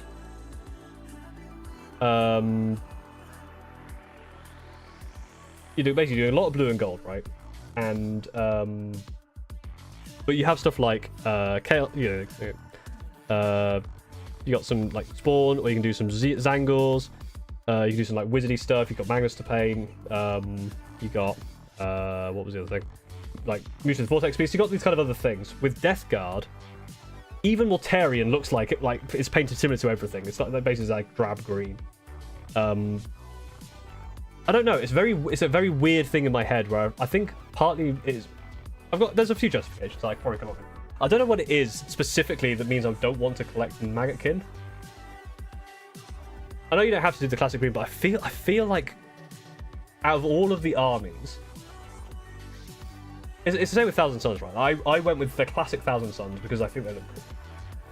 I feel like with Nurgle, they're made around that color. Like my thought, if I ever did a Death Guard army, was that I'd do like a Frost Death Guard, basically like Frost Death Knights in 40k. That is the kind of stuff that I would want to do, but then I just like the classic look of the I don't know. I'm trying to justify myself very badly. I think basically the reason is yeah, I can't if I want to collect everything, I'd be lost forever. Sons of Behemat. These are just the knights essentially. Mortal Realms, home to creatures great and small. Among the biggest of all are the Gargants.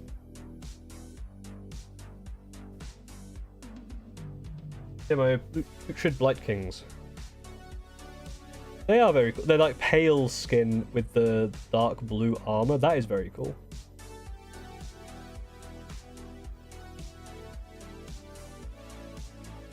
Yeah, like there's a lot of like stuff you can do with them, but yeah. I don't know. Anyway, move on to because we have time. Gargants have been stomping around to the age of myth, sleeping, eating, belching, and tussling. Typically with other Gargants. They see the small races as little more than pipsqueaks. I mean, if you're this bloody tall, you would. Size is an almost holy quality to the Sons of Behemat, like real life. So little ones are seldom treated as more than playthings to poke, prod, and squish, reveling in the funny little noises they make or as snacks. Despite their physical stature, the immense strength, Gargants do not have easy lives. Hated by many, exposed to the elements, and always hungry, lone Gargants, or tribes known as Stomps, trace long-established paths that take them through some of the most dismal places in the realms. The promise of battle sparks rare joy for conflict as a chance to demonstrate their strength and superiority over teeming upstarts who swarm around them, and enjoy some well-earned loot. Despite their oafish reputation, Sons of Behemat maintain a deep tradition in storytelling. Their tribal matriarchs weaving a sprawling and frequently embellished oral mythos that stretches back to before the arrival of Sigmar. Central to many of their tales is the god-beast Behemat, son of Imnog, dubbed the father of Gargants. It's a very cool piece of art. Behemat, also known as the World Titan, has a legendary friendly rival with the twin-headed Gog Gorkamorka. The two challenging each other to perform ridiculous feats like drinking entire oceans and flattening mountain ranges. Chafing at the bitter constraints of Sigmar's pantheon, Gorkamorka came up with a true challenge for Behemat, inviting him to do what he could not and defeat Sigmar in combat. In a battle that rocked Giran to its foundation, Behemat and the God King battled till a crushing hammer blow finally knocked out the World Titan. As he slipped from consciousness, it is said that he vomited the first of his spawn, mirroring his own escape from his father's gut. As Behemat slumbered, Maggotkin founded their own stomping grounds across the mortal realms, even forming a megalithic skybound nation in Giran's harmonious belt.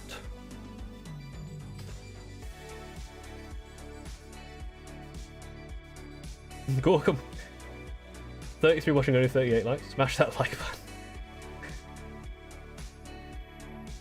Scarlet Rock from Elden Ring. Oh, that's true, yeah. That's cool. Behemat quickly learned the Gal and the Raz. I assume that's the hammer, just for show. Or is Gork or Mork? I like that kind of, like, a semi-continuity. Archaon had other plans with him. The Age of Chaos laid low any remnant of Gargant civilization, and even as Sigmar's Tempest broke, the Ever-Chosen concocted a plan to awaken Behemat, driven mad by sorcery, and force him to smash down the gates of Zia.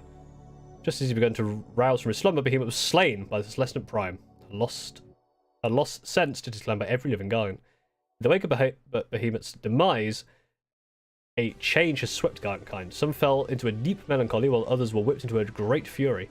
Larger stomps gathered than ever before, and some Gargants became suffused with primal power, growing into mighty Mega Gargants, who towered over even their kin.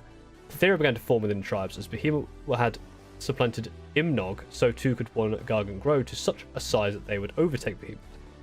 There must always be a world title. There must always be a Lich King. So the Sons of Behemat set out. I keep calling it Bahamut. It's Behemat. Set about the realms to manifest this prophecy by stomping any challengers flat.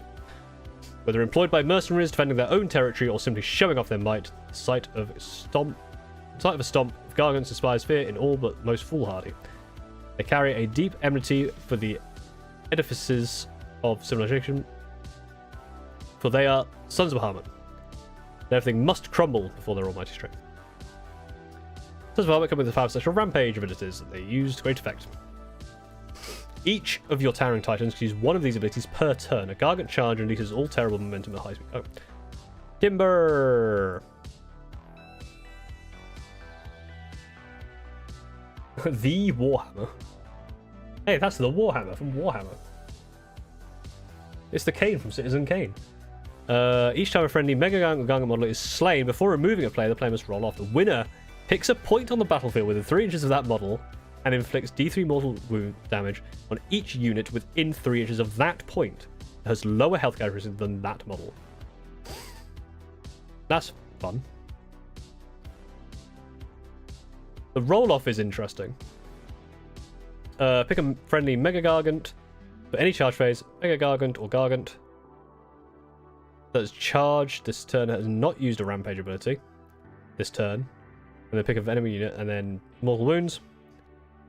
Cannot use commands. Remove the target from the battlefield and set it up. And pick a enemy monster or war machine. On a 3+, remove the target from the battlefield and set it up again within 1 inch of the unit using this ability. Then inflict D3 mortal damage on the target. Pick a friendly Mega Gargant. Does not use a Rampage. Target a monster or machine within an inch. Roll a dice, remove it, and set it up again within an inch. Is this a suplex? Is this a giant suplex?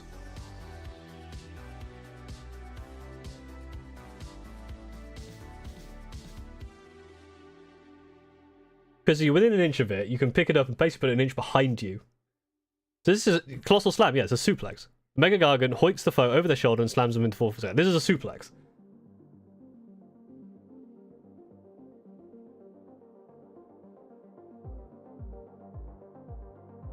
I love it, that's great. Jump up and down. Pick a friendly Mega Gargant or Gargant and not use Rampage's turn and put it on inventory. Roll a dice. If the unit uses with Gargant, inflict 1 mortal damage for each 6.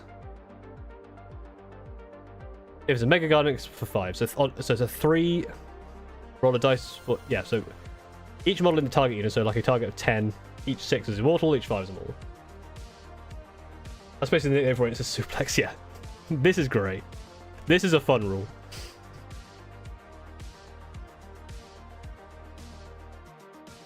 Oh, this makes me think of what I could do for the Screaming Ravens, like a if I had it, like if I was doing if I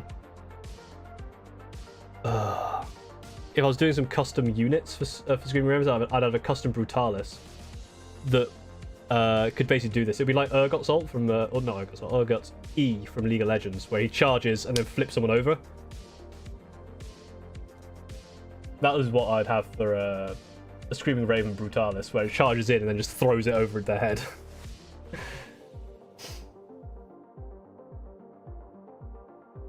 Once in combat, the Sons of Bahamut have even more ways to rampage. They can jump up and down. Blah, blah, blah. Each guy has his own way of life, defined by the obsession of its big heel. Bring these critically into battle. Those who form a Taker tribe are hoarders.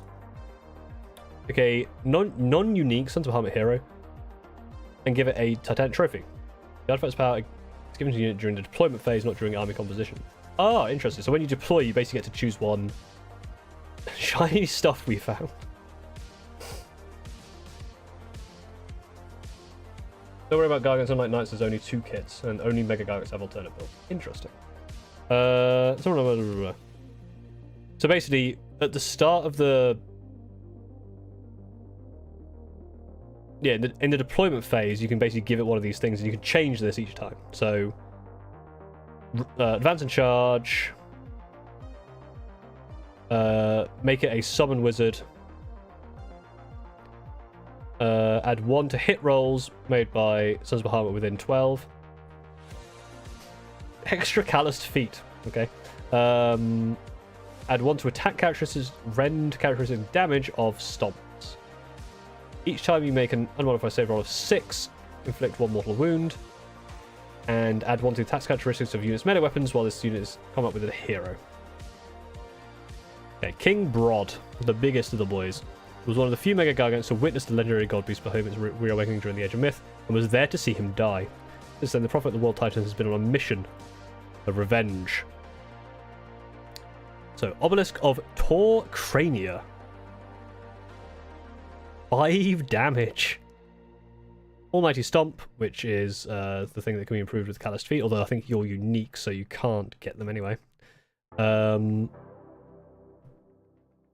this is the thing, right? It has 15 or more damage. So basically, the majority of the time, King Broad is only going to have 4 attacks and 10, and halves his control. It's a bit weird. In 40k, basically, it's usually the opposite, like the last little bit of damage. So like it would have been if I had like 15 health left, but you only need to do 15 damage to this to really cripple this thing. But again, it's got 40 health, which obviously in 40k the max thing someone has is like 24. So doing 15 is a decent chunk of damage, especially it's got only 4-up save and no ward either. Chanting roll a d6. Pick one of the following effects. If it was 10, pick 2. 2 to the move characteristics of friendly units. Heal 3, or heal d3. Or for the rest of the turn, add 1 to the rend characteristics of various clubs. This unit cannot be picked to be target of enemy rampages. Riding on top, King Broad, these creatures will leap upon enemy predators, distract. Cool. If this unit would be automatically destroyed, it is not. Instead, you do 6. Yeah. Mostly because there's a few things that just like insta kill. Remember full fixed win rolls? True, but also Ren. So like, I guess you need Rend 3 to knock this thing down to no save, and Rend 3 is very, very rare. Can pass through models if non-model units are in parts of the terrain less than 40. So basically, just can walk through. Gatebreaker Mega Gargants. Almighty Stomp. Hurl Boulder, so you can throw a thing. Fort Crusher Flail. Anti-faction terrain. that's fun. So yes, these two things are standard. Pick an enemy unit. This unit can make a pile. So any combat phase, it can make a pile-in move. Then on a 4+ inflict 4d6 mortal damage. Oof. And then once per turn, pick a terrain feature. If it's a faction terrain, inflict mortal wounds to it. Then roll a d3 for each non-monster unit within 3 inches of the target. Okay, so yeah, you can really just smash a thing to pieces. And then the Wall Stomper is not that much damage with the Boulder Club. Oh, hang on. If all the attacks made with this unit, Boulder Club, target the same enemy unit, every 5 models in the target unit add 2. Okay. So it's anti-infantry. So if you put this thing against something with 10 models, it's 6 damage. Oh no, wait, no, to its attacks. Never mind. It's 6 attacks. 8 attacks if it's against a 10 model thing. It's going to give more durability. Yeah, actually that's true, yeah.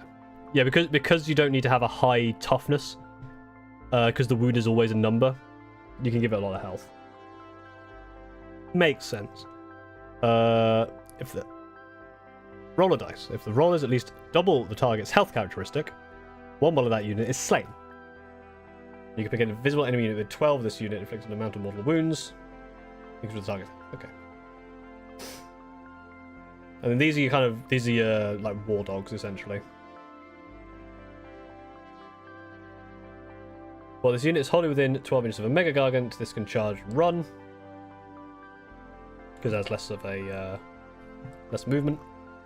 An enemy unit, and if the roll is at least double the target's health, one model in target. So stuff them in a bag. Stuff them in my bag. Gargants are known to grab hapless warriors and stuff them screaming into their bags for later.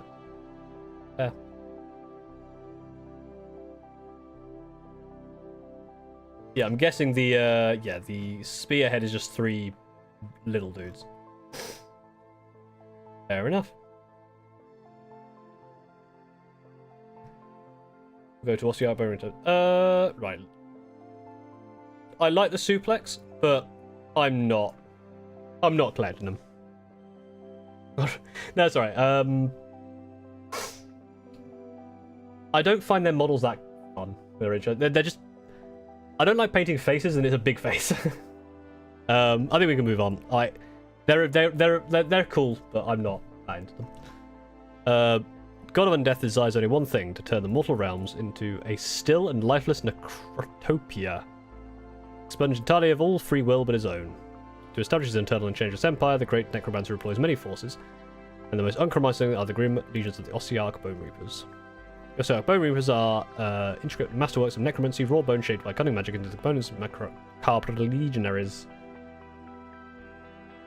I thought you loved Karkin. Well, it's the same with knights. They're just too big. They're too big and they skew too weird. I don't know. I like the I like the suplex stuff, but again, it's not something I want to play. Raw bone reshaped by cunning magic into the components from macabre legionaries. Each animated, they operate without dissent. They're by generous who do not waver. A perfect and precise weapon that exists only to further the gash. They march the mortal realms without remorse, conquering kingdoms and imposing the bone tithe, a levy of skeletal material used to fashion more soldiers for this eternal war. Living vassals evade this morbid tax at their peril. The bones are their money. Should the quota not be met, it's due to collect by force. Give us the tithe. Okay, no bones. Give us your bones. Sorry, I keep sniffing because of slobber. The Gash has entrusted much of his dominion to his council of Mortarchs, who enforce his will through their own hosts of Mordants, Geists, Wights, and other undead servants.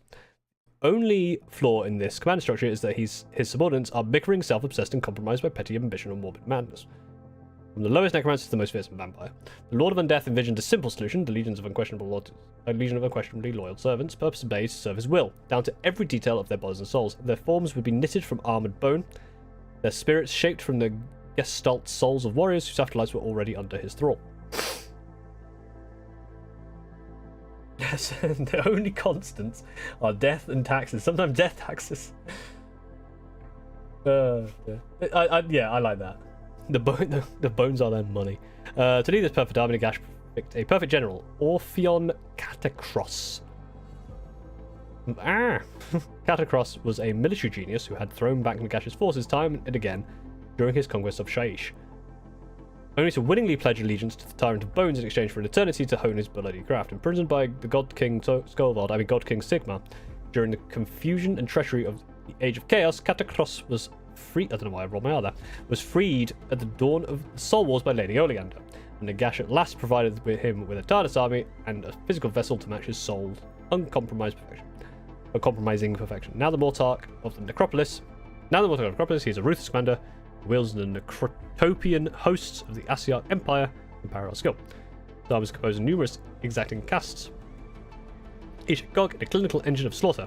The arcane craft priests of the Mortisan orders maintain these legions, forging new constructs and blending souls. They also join the creations in battle, repairing damaged troops, hastily fetching reinforcement dead foes. Oleander?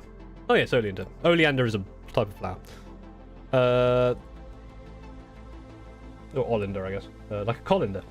It's probably Oleander.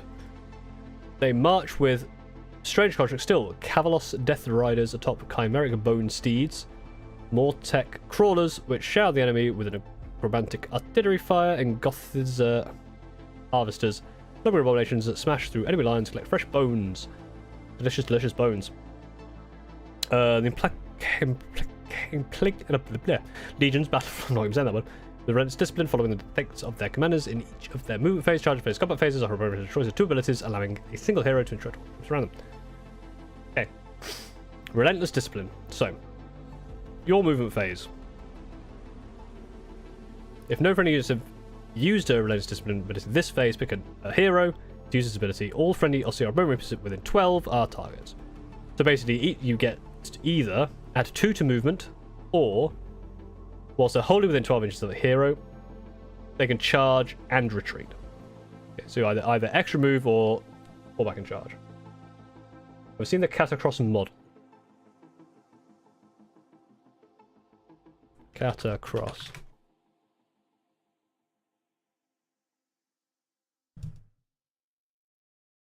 That is a very cool model.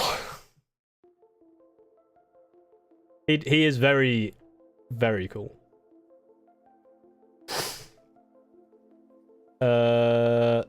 Any charge phase, so you can either add 1 to charge rolls, or Friendly units have anti-charge +1 rend while they're wholly within. That's interesting. So basically, do you want to be charging or are you getting charged?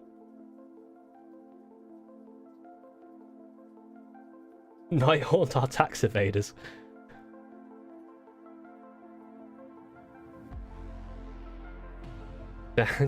Damn, Yoshi.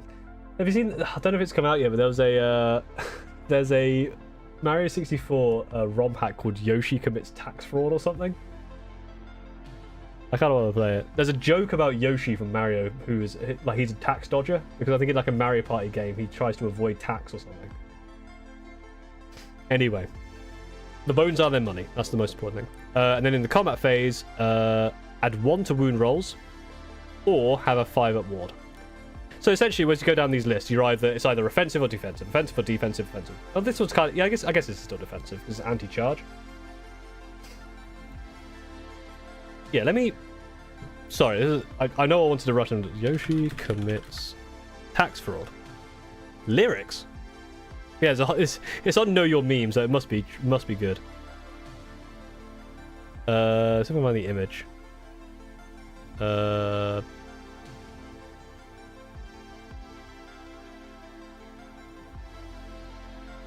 Yeah, it's the one piece of evidence is from that tax fraud origin.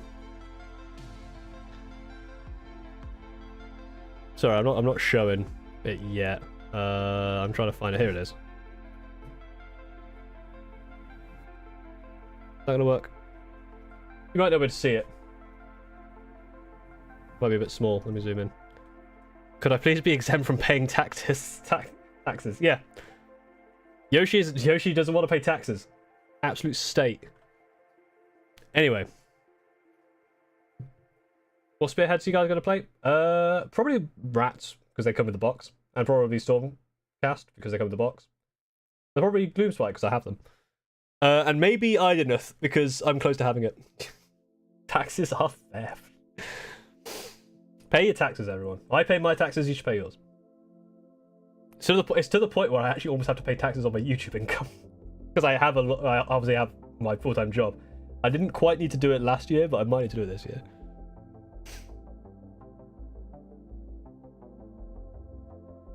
Entangling Legion Clipping Rise into making a support of Landia. Battle formation, casting rolls for wizards. Already on the Seraphon and KO, definitely going to play both. Yeah. I'm definitely looking forward to Spearhead. The weapons of the Bone Reapers are imbued with Shaishian magic.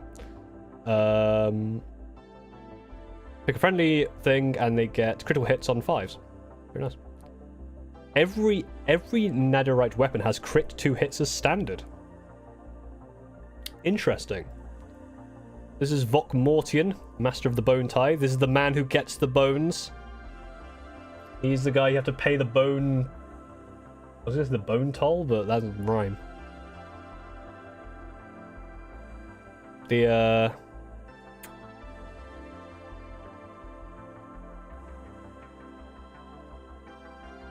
I got nothing. Declare a visible enemy, and non-fight core abilities cost 1 command point. Fair enough. Pick a visible enemy unit. Be bound. Pick a visible Bone Reapers unit to be bound. Until the start of your next turn, each time the bound friendly unit is picked to be the target of an ability used by the bound enemy unit, roll a d3 on a 2+ inflict that amount of mortal wounds. On the bound enemy unit, if the bound enemy unit is destroyed, do not resolve the effect of the enemy's ability. Interesting. That's kind of cool. Each Mortisan Soul Mason that attends Nagash's Master Legions is a Master of Soul Alchemy.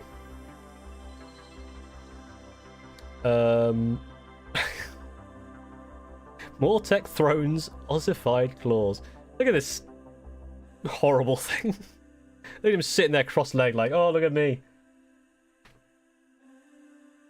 I'm also just going to play the same type box and to avoid future grey hoarding. Yeah, that's the thing, got to avoid the grey. Strike first. Cool. These guys are cool. I like the way these guys look. I like their multiple faces. Acropolis Stalkers, crit 2 hits. Pick one of the following abilities for the rest of the turn. Subtract 3 from controls of enemy units while they're in combat with this guy. Subtract 1 from hit rolls to target this unit. Ward rolls can't be made for damage points split by the unit, or this hero's melee units have anti-hero +1 rend.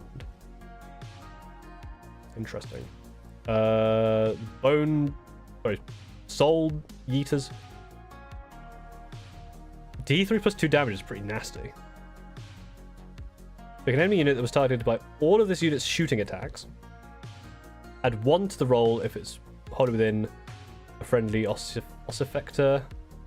And add 1 if there are any Mortek Crawler units. Pick that. If any other whatever, pick that enemy unit. On 4 player gets right now. So basically, if you target the same unit with these things, you can get it easier. What are we glossing over the impact of? This guy. Or this guy.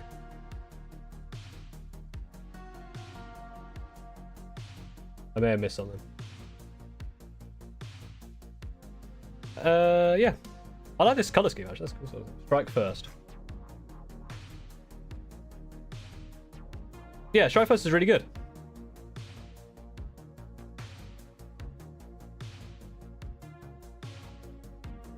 Like,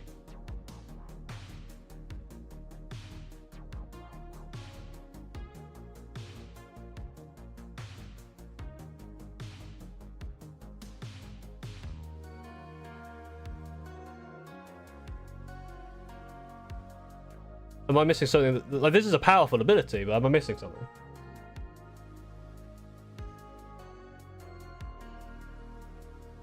Other things get strike first as well, right? But being able to give something strike first is good.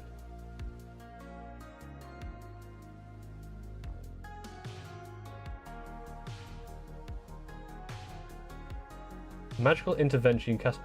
Oh. Oh.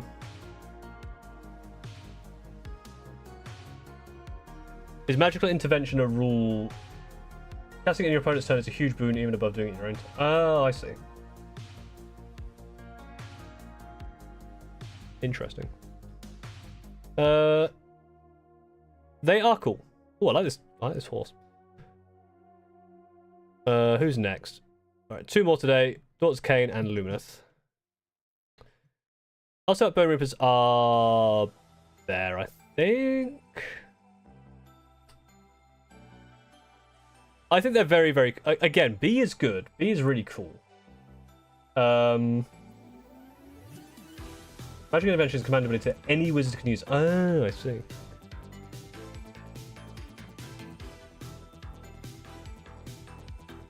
So, yeah.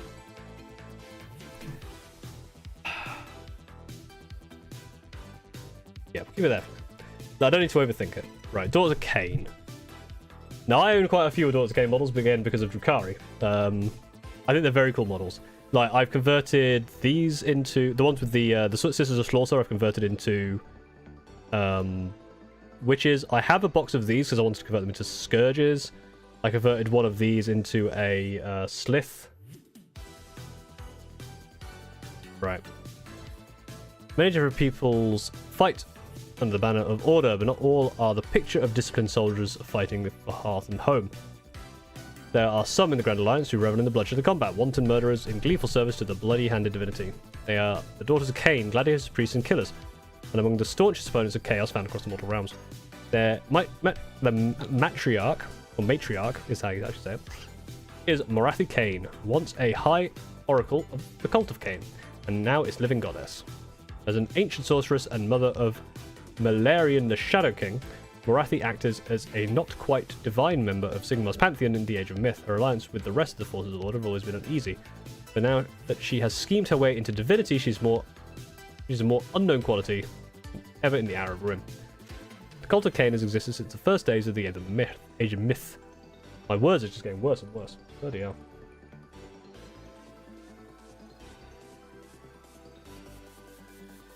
I had to take a drink. Where once it was a pitiful congregation worshipping the shades of a dead god. Under Marathi's control, it has bloomed across the mortal realms, with enclaves in almost every city of Sigmar. His followers were nurtured by Marathi to serve as her power base, long before her ascension to godhood, operating from her territory within Ulgu, granted by her once mortal son Malarian, now the divine master of the realm of shadow. The Canaanites, or the Cainites, not the Canaanites, because that's a real thing, the Cainites expressed their devotion of their bloody-handed god through gladiatorial duels, hone their combat skills to a razor's edge, and a mastery of blood rituals and shadow sorcery. When Tyrion, Telchus, and Malarian schemed to entrap Slaanesh and prize out elven souls in its belly, they turned to Marathi for aid. She agreed to help in return for a portion of the souls reclaimed, and used those stolen spirits to forge her Scathborn. Or Scathborn. Elves twisted into monstrous new forms of Marathi's ambition. When the Realm Gate Wars ended the Age of Chaos, Marathi's coven were some of the earliest allies of Order to fight alongside the Stormcast Eternals, eager to wreak vengeance on the ruinous powers. Though their actions have saved countless lives and defended the domains of Order since time immemorial, the Daughters of Khaine are still mistrusted, not without reason. Marathi serves her own ambitions above all, and nowhere is it more evident than the moment of her ascension, after convincing Sigmar to send a joint attack into the 8 points to seize a massive vein of Varanite, a magical material Archaon planned to use to break down the wards leading to Azir. Marathi stole the prize and left her Stormcast Eternal allies to die. Nice. In a Varanite-fueled ritual, she seized countless more elven souls from Slaanesh's belly and devoured them to rise to true godhood, and immediately launched a bloody coup on the free city of Anvilgard to claim it as her own. In doing so, Marathi also fully usurped the cult of Khaine by declaring herself Marathi Khaine, the murder god reborn. Her flock, those who believe her claims at least, now serve her with greater devotion, throwing themselves into combat to offer her blood of their enemies in glorious tribute, suffused with the power of their divine matriarch.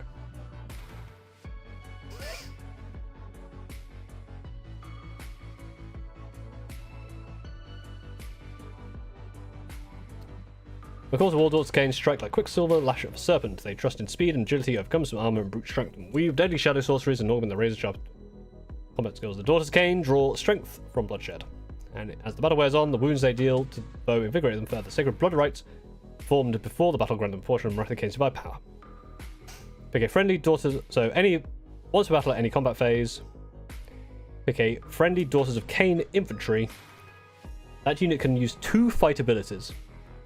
After the first is used, this unit has strike last for the protest. So basically, you can fight twice, but the second to fight is a strike last.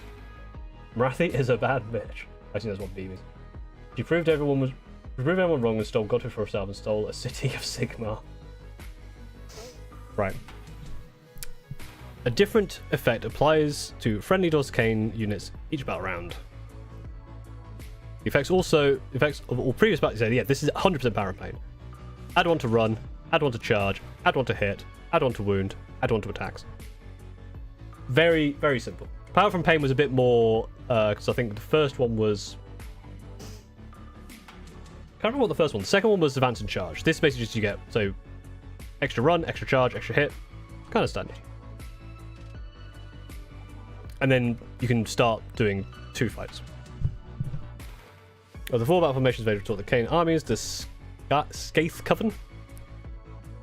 I can't remember if that's an acute or a grave accent. I think it's an acute accent, so I think it's Scaith. Or maybe Scath Coven? I don't know. Favors the elite Medicai and Kinnerai troops to make up the Marathi Khaine's Viperic Guard. They strike at the heart of the enemies. If an unmodified charge roll for friendly Medicai or Kharadron units 8+, that unit has strike first for the rest of the turn. Save start next? No, I think next is Lumineth. And then that'll be it for this week. And then next week we'll do the rest, because there's 8 more. Other formations instead... Yeah. The priestesses and spellweavers of the Daughters of Khaine have both shadow magic and blood rites at their command, using the law of shadow to strip life from their enemies, while prayers of the Khainite cult embolden their allies. Most impressive of the manifestations of Khaine, however, which arise as constructs of living blood, taking the shape of great serpents. I like this. Just bloody blades. 9 attacks, crits 2 hits. If this manifestation is charged this turn, on a 3+, ignore positive modifiers to save rolls. Blade Wind is a phenomenal tool for dealing with stuff. Morathi Khaine. Okay. The Daughters of Khaine reached new heights when the High Oracle achieved her apotheosis. Which is a great word. I love the word apotheosis. I can't say it, but I like it.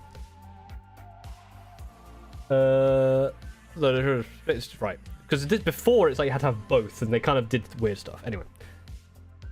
If a friendly Shadow Queen is on the battlefield, make a casting roll of d6. Place 2 tokens on the battlefield.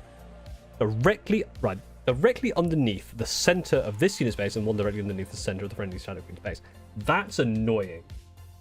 That's hard to do. Directly under the center, you have to lift and hope you know where it is.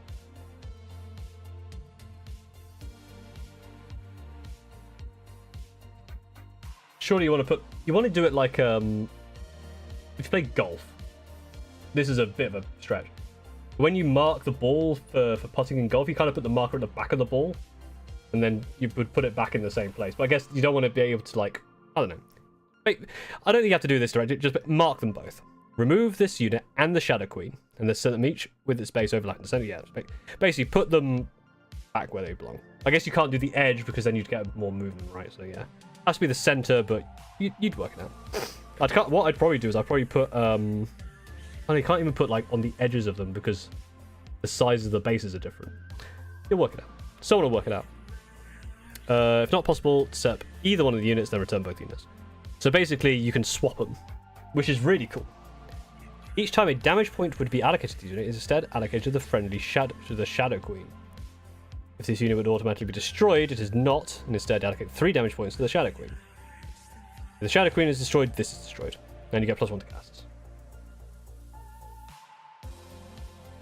One important thing to know is Daughters of Khaine is an army that kind of likes 40k sisters with Dracarian witches, mediocre war scrolls, low armor, absurdly insane buffs, making them training gods. This article frustrated me personally because we didn't see enough of those buffs, so it started to tell how the army will play. Now that she must no longer maintain an illusion to cover a monstrous form, her elven aspect is free to cast powerful shadow magics while any damage that we inflict. Oh yeah, she's a 3 wizard as well. And then the Shadow Queen, which is a 12 health thing with so she did like some damage. Yeah, I mean that's decent damage.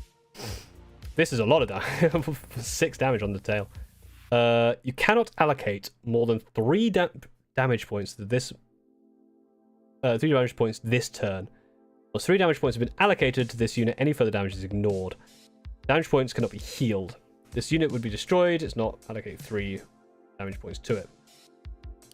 So this thing will live a minimum of 2 rounds because if it's each turn, not each round, it can take 3 in one turn, 3 in the other. And then once per turn in the combat, on a 2+ inflict amount of normal wounds. So if models are slain, add 1 to attack characteristics of friendly weapons used by Khaine and Mulsai units wholly within 12. Yeah, it's pretty cool. I do really like this model as well. I've seen the model. It's a really cool model. I assume they've shown it somewhere, surely. They haven't shown the model. Oh, no. Oh, there it is. Yeah.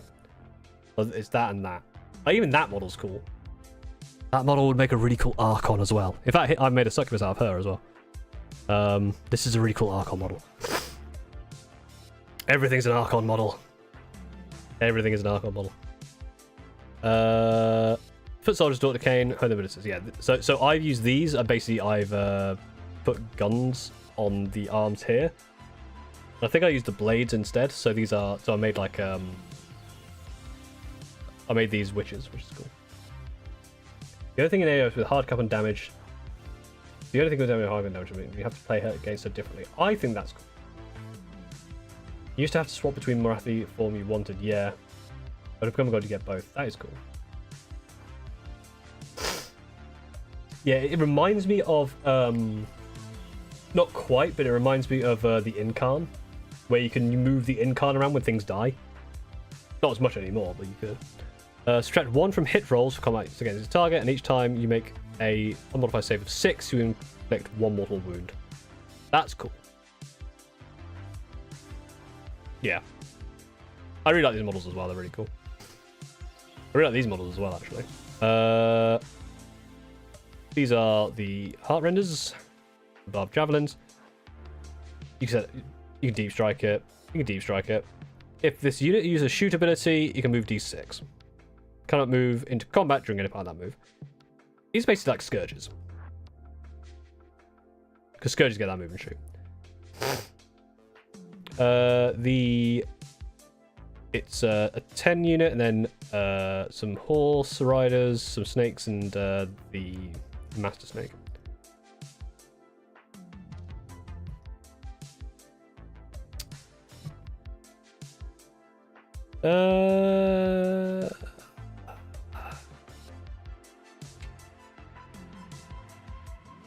Kind of thinking. I think I've remembered Nighthorn. Don't think I've remembered Bone Reapers though. I think they go in B. I really like the models, but I think if Idoneth are fairly low because they're like because they're too similar to Drukhari, then these are just Drukhari. I think the problem I wouldn't want to collect them because I want to use all of those models for Drukhari, so I think they go there. They're good. They're okay. Right, final one for today. Lumineth Realm Lords. Now, the Lumineth Realm Lords. Lumineth Realm Lords have a lot of cool models as well. Lumineth Realm Lords are perspicacious. Don't know what that means. Paragons who present a gleaming temple. It's been like 10 words and I've failed like 3 times. Lumineth Realm Lords are perspicacious paragons. Present a gleaming template for all of the mortals to follow. These effortlessly superior elves bring enlightenment to the realm, driving out corruption with blade and sorcery. Strive for true perfection.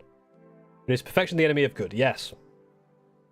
For anyone out there who is currently struggling with hobby stuff, yes, perfection is the enemy of good. Do I suffer from it still? Yes. This life is an illumination. This life of illumination was always so. The Lumineth Realm Lords are tainted by a tragedy that is still felt to this day.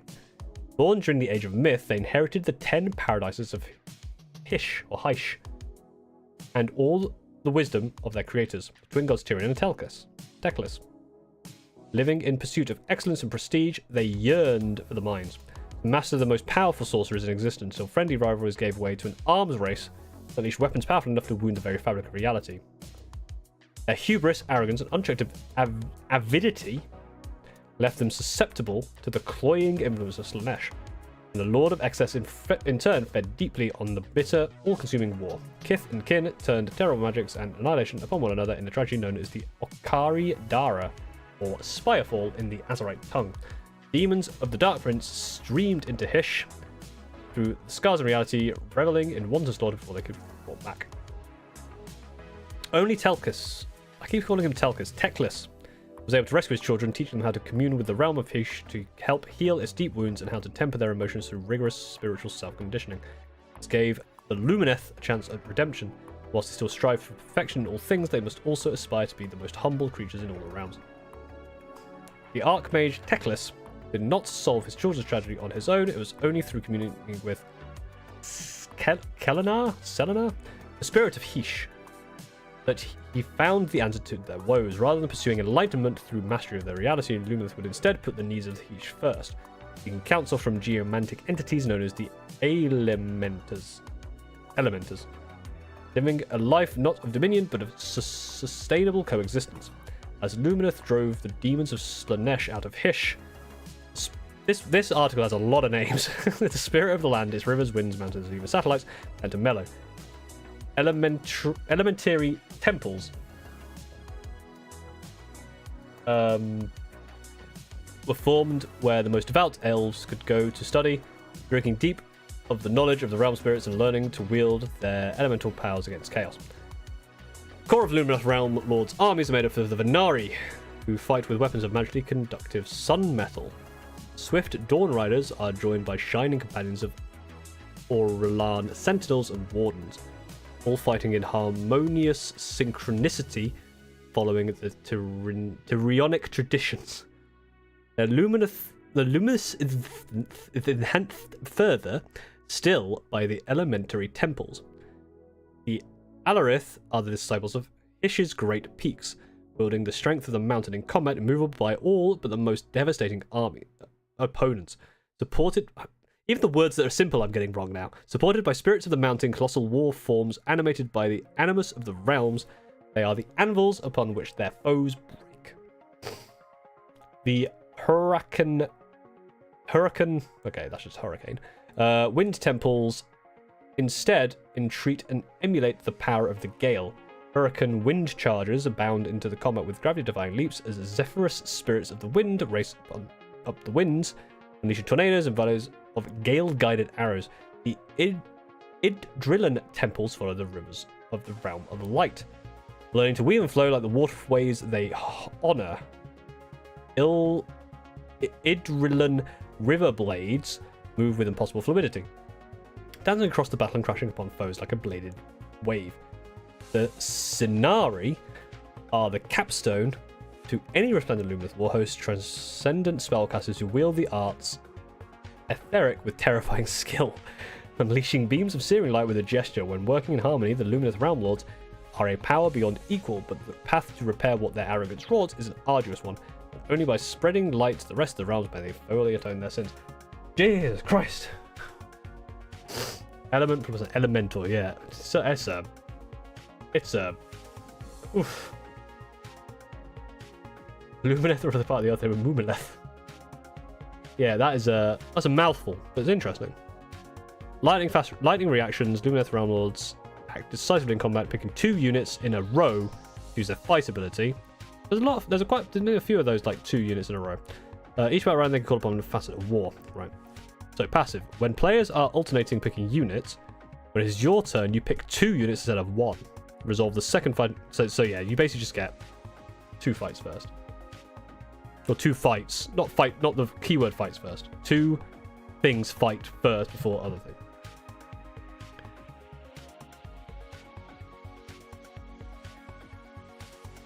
Yeah, all the names are cool. It's just there were so many of them, and obviously it's late in the stream. My brain is like dying, and so with so many names, I was like, okay. Start of a battle round.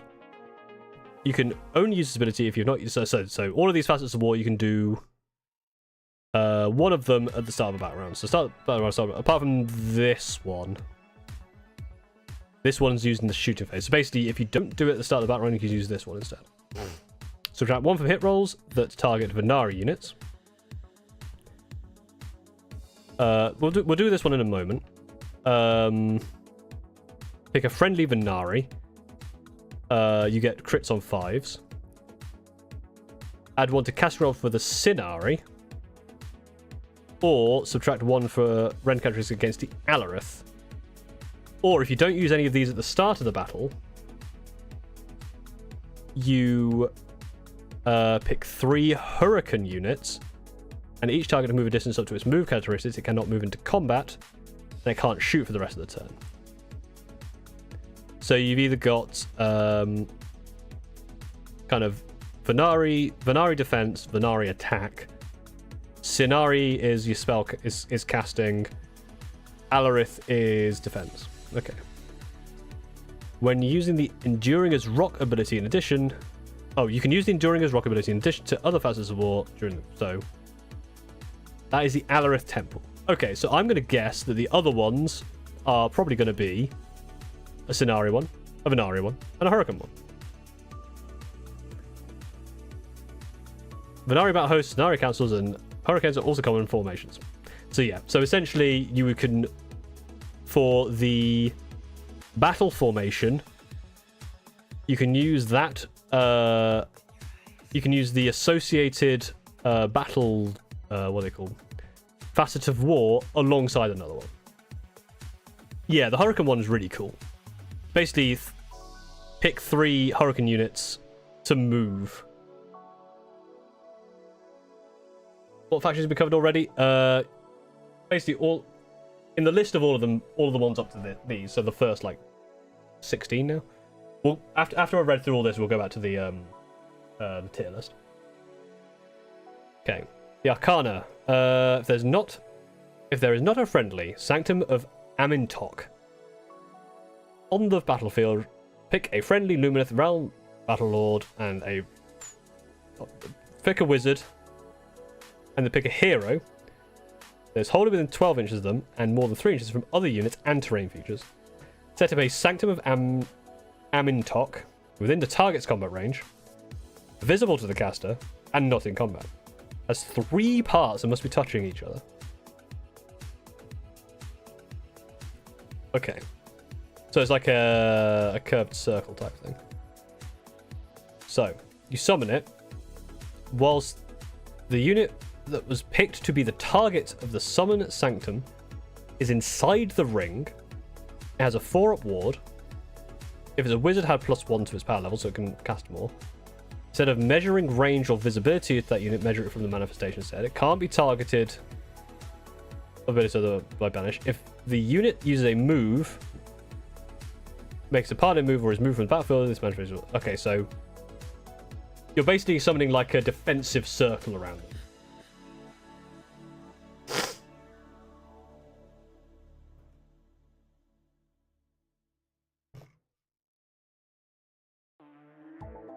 Which is kind of cool. I like that. The twin elven prodigies Elenia and Elithor rose to prominence. Teclis noticed within them echoes of himself and Tyrion age. They were dubbed the Eclipsian War Sages and elevated to become champions of the twin gods sent far and wide. As equal prodigies, the twins distinctly know when to allow the other to take the lead, with Elenia enhancing their spellcasting prowess and Elithor measuring up their foes' combat. Right.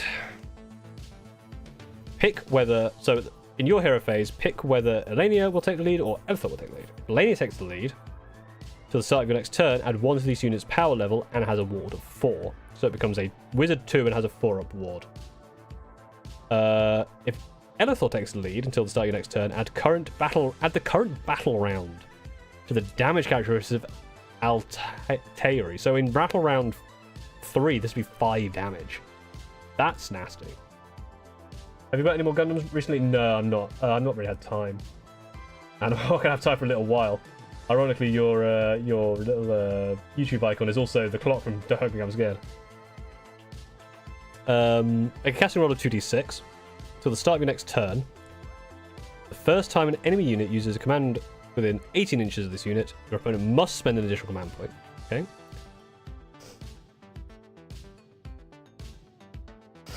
Spend me that would be useful actually. I kind of want to see what it looks like. Oh, okay, yeah, that makes sense. Yeah. Seeing it set up makes more sense. It's like a slightly rounded triangle. That was actually useful. Thank you. This unit can use its ability if any enemy models were slain by this at turn. Heal D6 to this unit, then remove it from the battlefield. Set up again on the battlefield more than 9 inches from all enemies. When using the equal prodigies abilities in your next turn, you must pick Elenia. That's the end of any turn.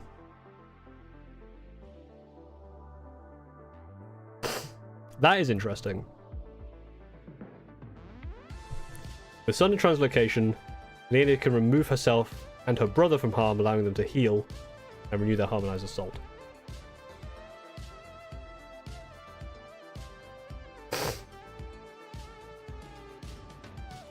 So yeah, this is basically just like, because you can obviously really kill something pretty quick. So you kind of want to, I guess, be... I don't know. That is cool, though. That is a really cool, like, pair of characters. I like that.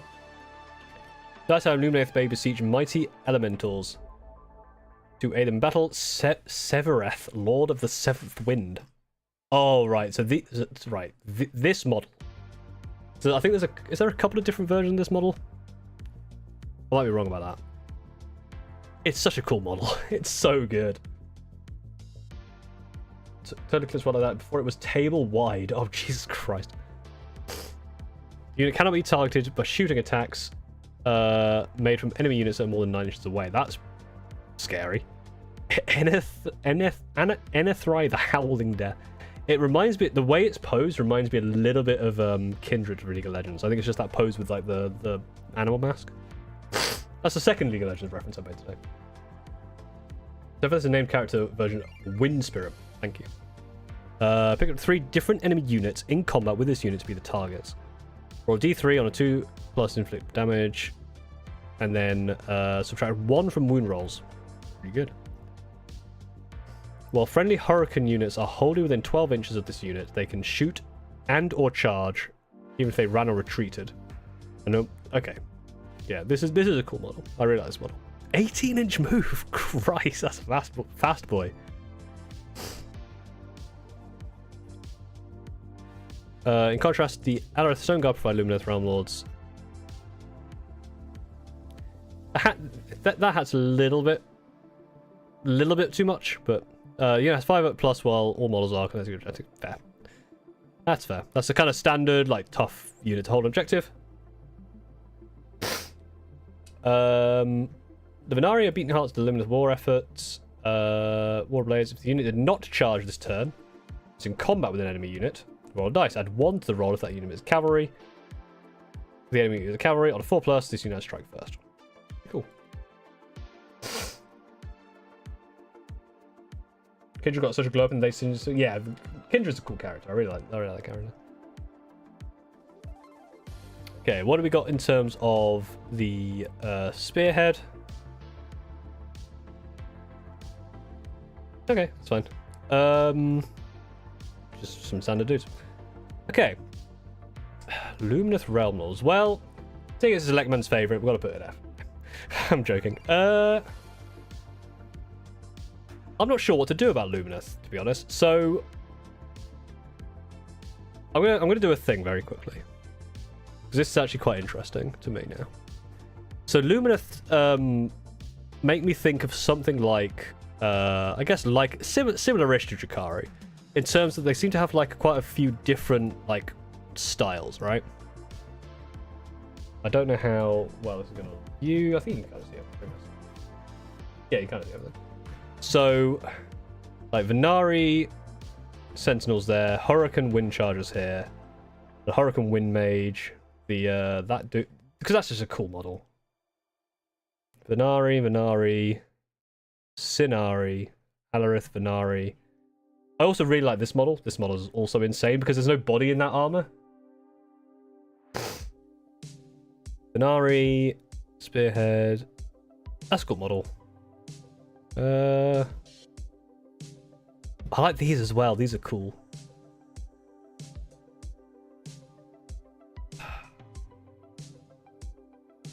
This is a tricky one. Their centerpiece models are really, really cool. I'm not a massive fan of the kind of standard. They're cool. The heads are a little bit much. They're alright. They're cool. They seem really cool. And their characters are really fun. Would I rather play them than Ossiarch Bone Reapers? Probably. Would I rather play them Maggotkin? Probably. Would I rather play them more than Disciples? Probably. Would I rather play them more than Idoneth Deepkin? Probably not.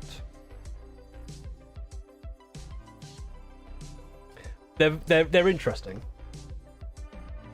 Craft World, yeah, that's actually exactly better, yeah, because they've got the Howling Banshees and all the different Aspect Warriors. Yeah, that makes a lot more sense. I think that's where they go. I kind of feel like maybe.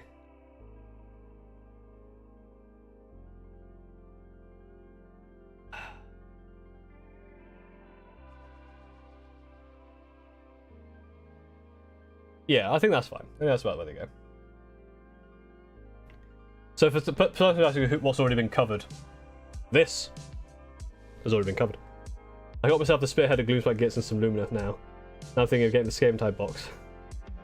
I'm also getting Skaven side. If you're getting the Skaven side from a friend, maybe don't get the box, because otherwise you'll have 80 clan rats to get through, and that's already a lot. 40 is a lot. 80 is going to be an absurd amount. But you do get 2 of the the big Gatling gun thing, so that would be cool. Yeah.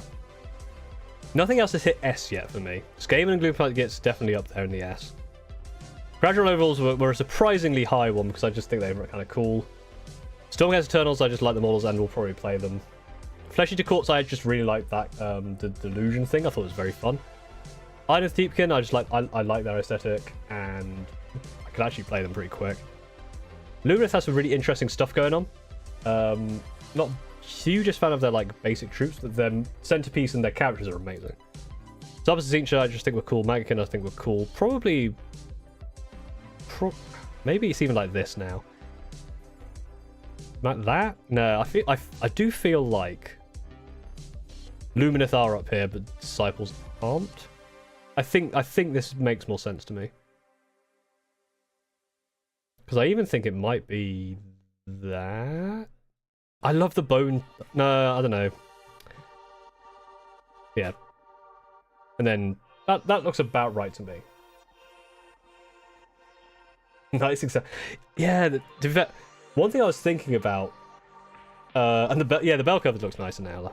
Nothing's gone into F, and I don't think anything will. Like the rest of the stuff, I think all look cool. So, this is basically just like if I just don't like a thing. You don't have to rate them higher. Just me. I honestly think they go here. My issue is I think there's actually potentially like a. I think I'm gonna have to do something quick. Add a row above. I'm going to recolor these now though. It's going to bother me otherwise. That. And then that could be like there. But you can't even see the word like that. Just there. Yeah. It's like D. So I reckon you could do. I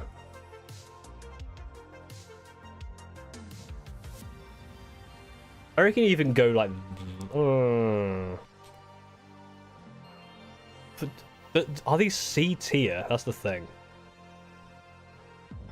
I'll tell you what it is more. It's going to be a pain to reorganize. Actually, no, it's not. It's going to be very easy to reorganize. There you go. But would I even say these are S? It makes it more difficult now.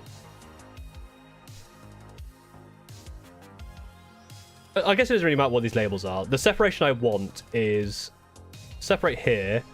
There's definitely there's a separation after Idoneth. I think there's a separation after Daughters. And currently there's a separation after Fyreslayers. I think this is correct. Words about Wardens you don't vibe with.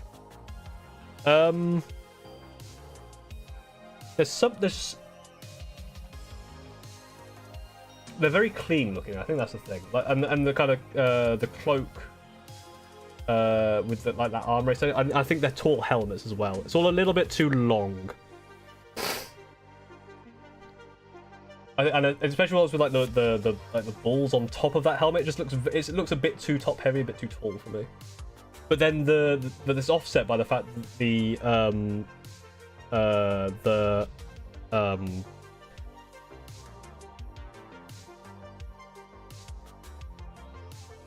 yeah, like, and then all of the like the Wind Spirit is an incredible model. The guy with like the guy who's just armor is an incredible model.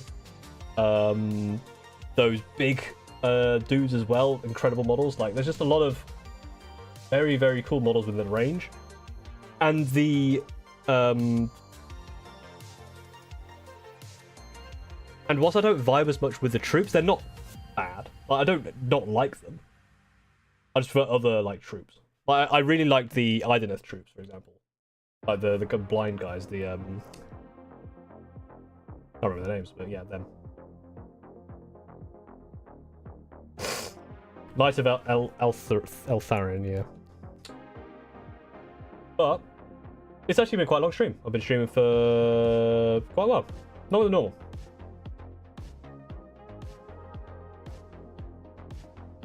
Yeah, so sometimes it's difficult to quantify about something I don't like. I kind of need to think about it a bit more. And then Marty, yeah. But it's one of those kind of things. Just kind of think, I don't know. Anyway, they come in 2 flavors. Ooh, delicious. Yeah, again, it's probably one of those things where I think like looking more deep, because obviously it doesn't show off everything, it doesn't show off all the rules. I reckon once the game comes out and the indexes are around, I reckon I can redo this. So next week we'll do the last 7 here.